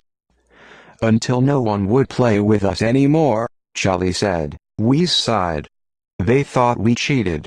The galaxy is so unfair to beings like us. Did you cheat? As Tree asked. Well, yes, Whiz admitted. We marked the cards. We had our coded system. But we didn't bet much. Say we didn't cheat them out of very much. We were fair cheaters, Top said. We are so misunderstood, Charlie said sadly. Wait a minute, as Tree said. You marked the cards? It's an honest living. Top protested, as Tree took the cards from 2P's hands and spread them on the table. Look at them carefully. Is anything different? The three stared down at the cards for a long moment. Then, tentatively, Top reached out one finger and moved a card away from the pack. Look, he said, pointing to the design on the back. See the mark? Of course, Charlie said. He squinted at the cards. Collie moved another card. Then Wheeze moved a third. One by one, they separated cards from the pack. Then Charlie arranged them in a row. These are marked, Charlie said, but the marks don't make sense for Sabak, Top said. They correspond to numbers and letters, Wheeze said. I put them in order for you, Charlie added. But what does it say? As Tree asked urgently. Do you have a doer sheet? Collie asked. I can write it out. As Tree scrambled in a drawer for a doer sheet. She handed it to Charlie. Consulting the cards, he wrote out L1Q2PU3SP12, what does it mean? As Tree asked, baffled. Collie, Top, and Wheeze exchanged glances. We have no idea, Charlie said. It could be an address, Obi-Wan said. He stared at the sequence of numbers and letters. Different worlds were coded on astrogation maps with abbreviations to identify them. But there were thousands of such abbreviations. He would have to run the sequence through an astrogation computer. The possibilities were almost endless. It would take so much time. Look for the obvious first. Use what you know. Then move on. He heard Qui-Gon's words as clearly as if his master had spoken in his ear. It could be, he murmured. As Tree only half heard him. What did you say? SP12, Obi-Wan said. That's the astrogation abbreviation for Simpla 12. So it is, Charlie agreed. Could Ren have been held on Simpla 12? Obi-Wan asked them. You could hide anything on Simpla 12, Whis said, but when he left for the lab, Ren told us he was going off-planet. Did you actually see him leave? Obi-Wan asked urgently. No, Top said. He said goodbye at a cafe. The rest could be in an address, Obi-Wan said, staring down at the doer sheet. How is Sim first mapped? By quads and blocks, Whis offered. Everything is on level 1, Top said. There are plans for levels 2 and 3, but no one on Simpla 12 can get organized enough to build. Obi-Wan pointed to the sequence. Level 1, Quad 2, Block Unit 3, he said. As Tree stared at the letters and numbers. Are you sure? She asked doubtfully. This could mean anything. I'm not sure of anything, Obi-Wan admitted. But I say we return to Simpla 12. Chapter 17. Obi-Wan hailed an air taxi to transport the group to the temple. As they zoomed through the crowded air lanes, he turned to Charlie, Whis, and Top. I need your help. But we're not going to steal the medicines in order to sell them, he told them. It would be wrong. Collie, Whis, and Top looked at one another as if this concept was new to them. But we helped you, Charlie pointed out, disappointed. Why should we keep helping you, if we don't get anything? Whis asked plaintively. The scientist has a bounty hunter working for her named Onanabis, Obi-Wan said. There's a reward for her capture. Hey, wait a second, as Tree said. That reward is mine. Obi-Wan shot her an impatient look. You can share it. We need their help. And we need it now. As Tree's aggrieved look faded. You're right. Obi-Wan scrawled a few items on a doer sheet and handed it to Charlie, Whis, and Top. Once we get to Simpla 12, we need you to find these items as quickly as you can. Then you'll meet us at the address. Collie looked at the list, puzzled. Obviously, you are crazy, my friend." Then he grinned and tucked the doer sheet into his tunic. "But perhaps you will make our fortune. So we're with you." Obi-Wan had called ahead to alert Tal that they were coming. He saw her erect figure on the landing platform as they docked. She had agreed to supply him with air transport back to Simpla 12. As Tree leaped from the air taxi as soon as it docked. "My father?" "The same," Tal said. "Obi-Wan, who is with you?" "Some new friends," Obi-Wan explained.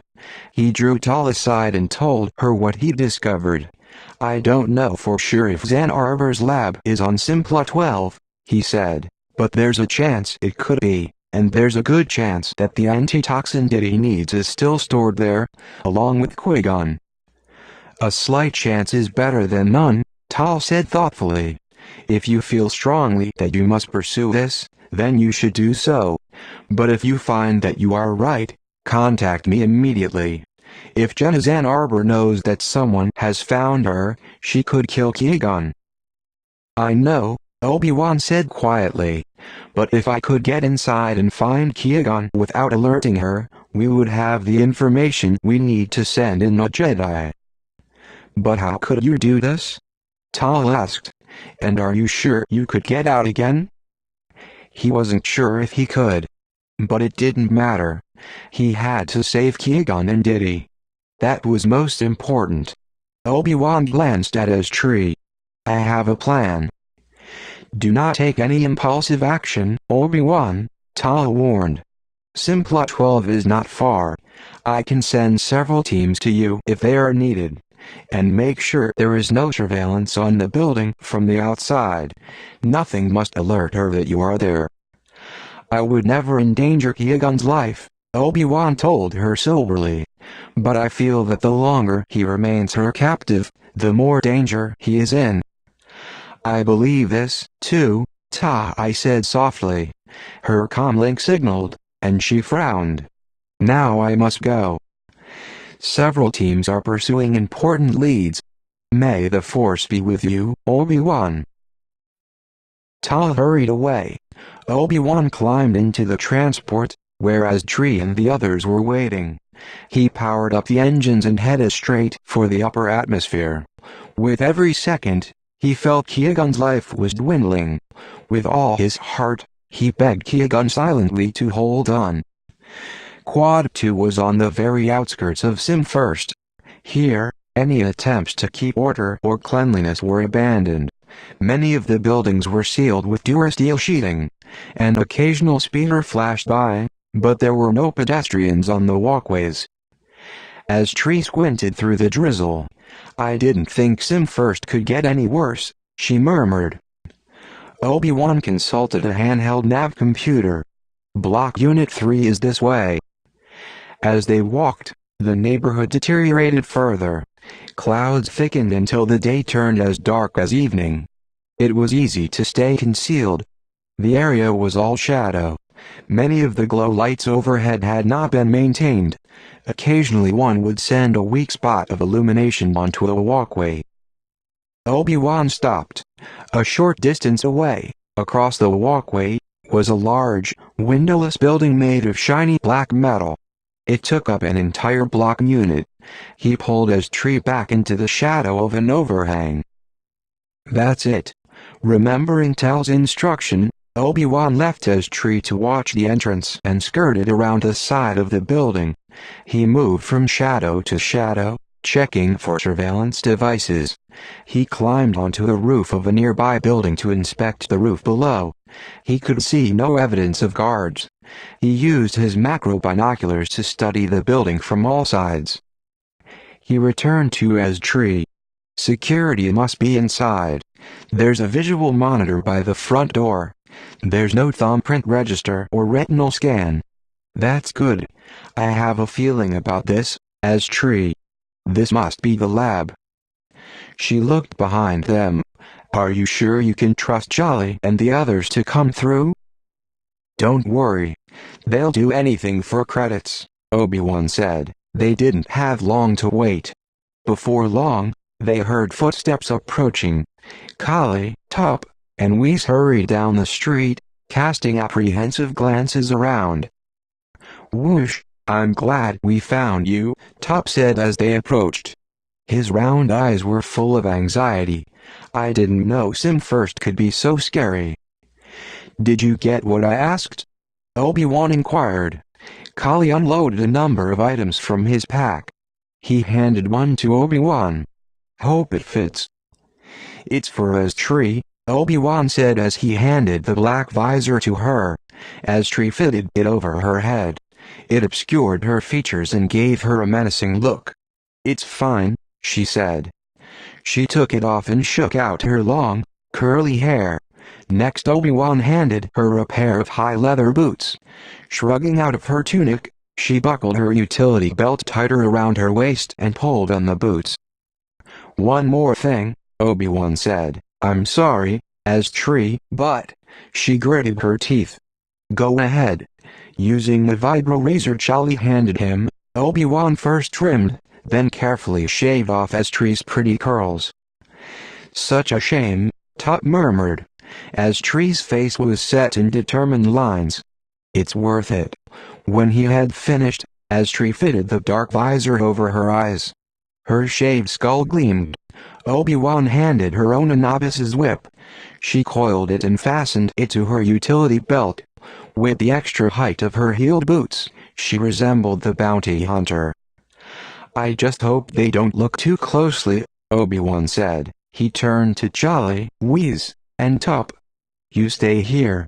If the real Onanabis turns up, do your best to keep her out of the building.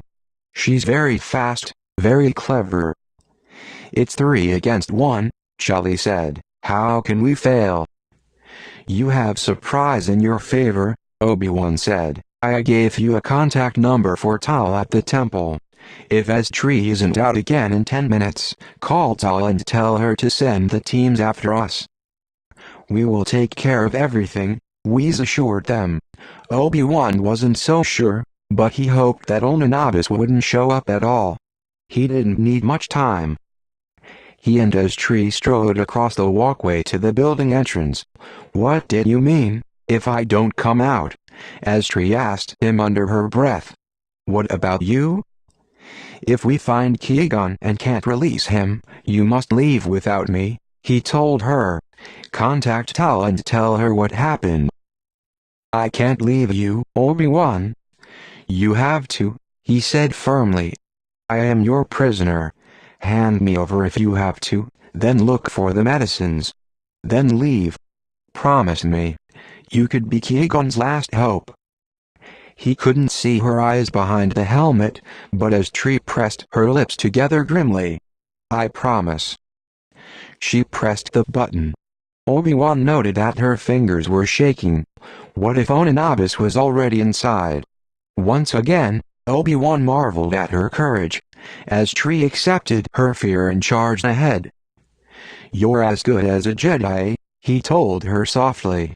He could not see her expression under the visor, but she reached out and briefly squeezed his hand in thanks. The face of a guard appeared on the screen. Obi-Wan recognized the fine, feathery fur and the triangular eyes of a Quint. "It's me," Astri said bluntly, pitching her voice low. "What are you doing here?" the guard asked. "I have a Jedi prisoner," Astri barked impatiently. "Let me in." The screen went blank. Obi-Wan felt the seconds tick away. Would they be allowed to enter? The door hissed open. Obi-Wan saw Astri take a deep breath. Then they walked together into the secret lab. The door shut behind them. They stood in a narrow hallway with a smooth polished floor. There was one double door ahead of them with a small viewing window. They started toward it. The door suddenly opened and the same Quint guard who had appeared on the monitor hurried toward them. "We're busy here, you know," he snapped.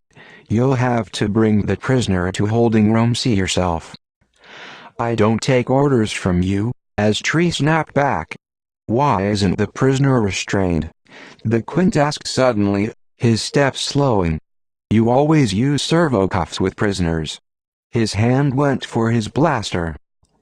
In another moment, as Tree's real identity could be discovered, he had hoped to get farther than this, but at least they were inside. Obi-Wan reached out and unfurled Tree's whip in one smooth gesture. He snapped it overhead, aiming for the quint guard. It wrapped around his ankle and Obi-Wan pulled back with a jerk. The quint went down with a howl. Obi-Wan jumped forward and quickly wound the whip around the guard, restraining his arms and legs. Then he dragged him past the double doors into a long hallway. As Tree ran ahead and accessed a door, which hissed open, revealing an empty holding room. Obi-Wan dumped him inside. "We'd better hurry," he said. "No doubt he's supposed to report back. And there are probably more guards." There were hallways to the left and to the right, and one door at the end of the hallway straight ahead. It was broken and had been left slightly open, its frame bent. Obi-Wan felt the Force surge. His master was beyond that door. Obi-Wan motioned to Tree to hang back. Hugging the wall, he moved silently toward the door. He inched over to peer through the opening. The lab was bright white and filled with equipment. At first he thought no one was there. Then he looked again at a transparent chamber filled with vapor. Through the clouds of gas Obi-Wan clearly saw his master, imprisoned. Qui-Gon's eyes were closed. He could even be dead. Obi-Wan wanted to rush into the lab and smash the chamber into 1,000 pieces. But he remembered Tel's warning to be careful. He took a breath and let his anger go. He must concentrate, he must be calm. He signaled to Tree to follow him and entered. He approached the transparent chamber. He put his hands on the smooth wall. Qui-Gon floated, his eyes still closed. Obi-Wan felt choked with anguish at the sight. He knew his master was alive, yet he felt as though he had witnessed his death. He didn't think his voice would penetrate the chamber. Obi-Wan spoke his master's name quietly. "Qui-Gon." Qui-Gon's eyes opened. He saw Obi-Wan. He smiled. He mouthed the words. "I knew that you would come." Obi-Wan put his hand on his lightsaber. "Obi-Wan." Tree hissed. "Someone's coming." He hesitated. "You can't release him yet," Tree whispered. "If anyone knows we are here, we might not be able to get out again." Obi-Wan looked desperately at Qui-Gon. He had come so far, he had made so many decisions. He did not know what to do now. "Wait," Qui-Gon mouthed. He signaled with a glance that Obi-Wan should hide. Obi-Wan heard footsteps. He whirled and grabbed Tree's hand. They dove behind a pile of equipment just as the scientist walked in. Chapter 18. Jenna's Ann Arbor spoke into a comlink as she walked to her lab table. "Nil," she barked. "Nil. Where are you?" She banged the comlink down on the table. Probably turned it off again, the brainless fool. Bending over, she studied the data streaming across the screen. She turned and smiled at Qui-Gon. Then she pressed a button on the console. No doubt this would carry her voice inside the chamber. "Ah, some Force activity. Thank you. But it won't save you, my friend. I am done with you. But I'll take all your blood before I let you go." She released the button and picked up the comlink again. "Nil. Bring Onanoblis to me immediately." "Nil." Usually she's in a hurry to get paid. She looked at the comlink in disgust, then threw it down and stalked out of the lab. As soon as she was gone, Obi-Wan hurried over to Qui-Gon. He knew now that if he let Qui-Gon remain in that chamber, his master would die. He activated his lightsaber and cut a hole in the chamber. The vapor escaped, and Qui-Gon began to fall. Obi-Wan reached in to help support him. Qui-Gon half fell and Obi-Wan half dragged him to the floor. "Master," Obi-Wan murmured brokenly. It was shocking to see Qui-Gon so weak. He always counted on his master's strength.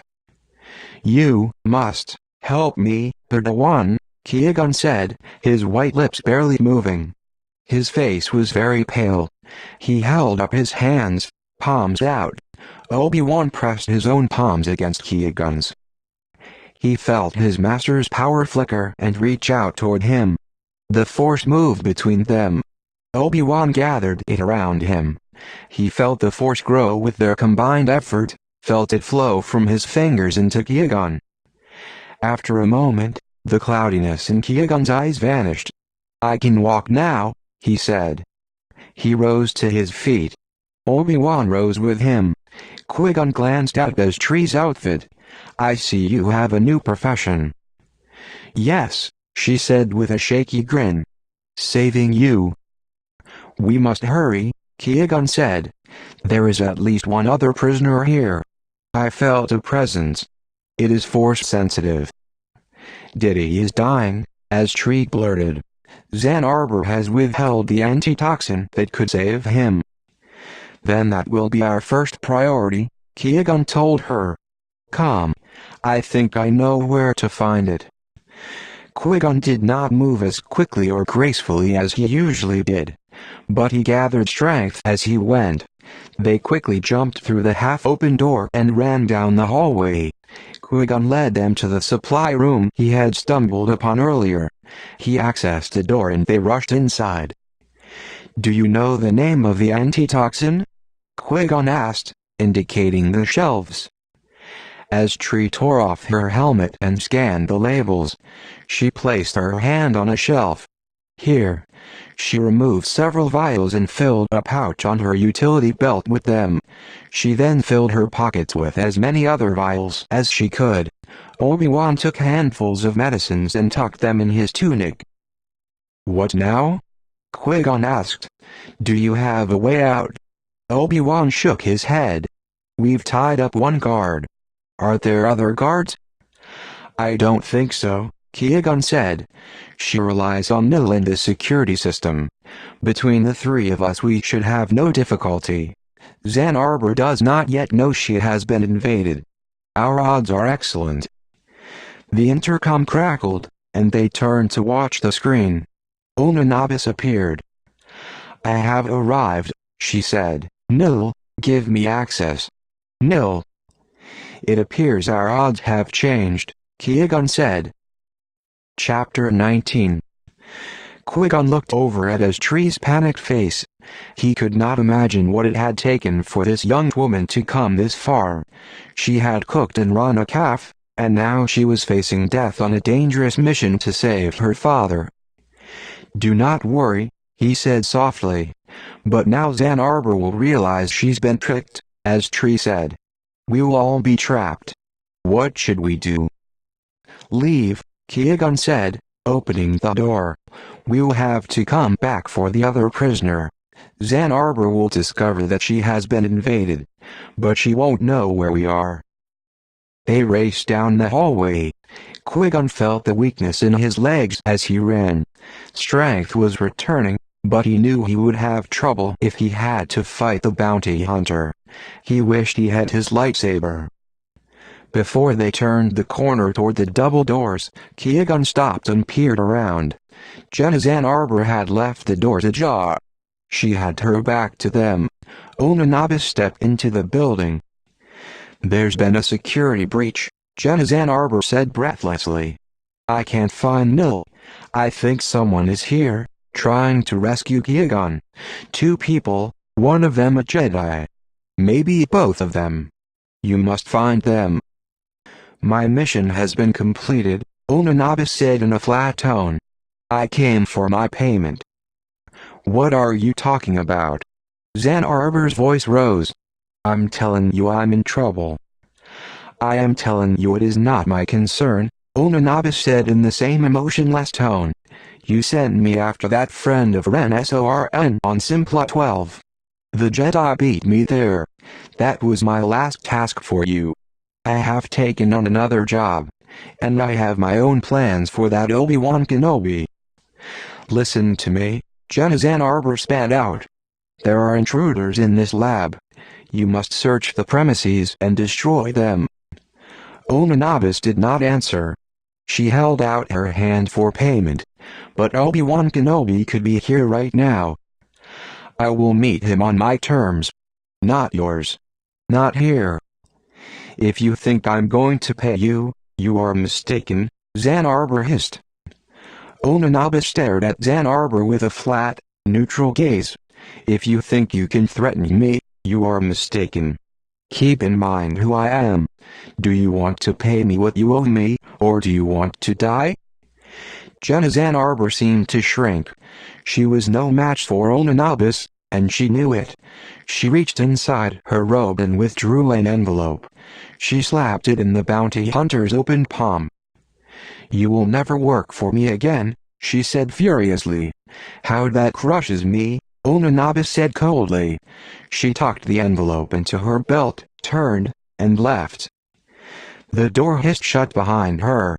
Qui-Gon quickly herded the others back to the storage room. With any luck, Zan Arbor would hurry back to her lab to try to find Il.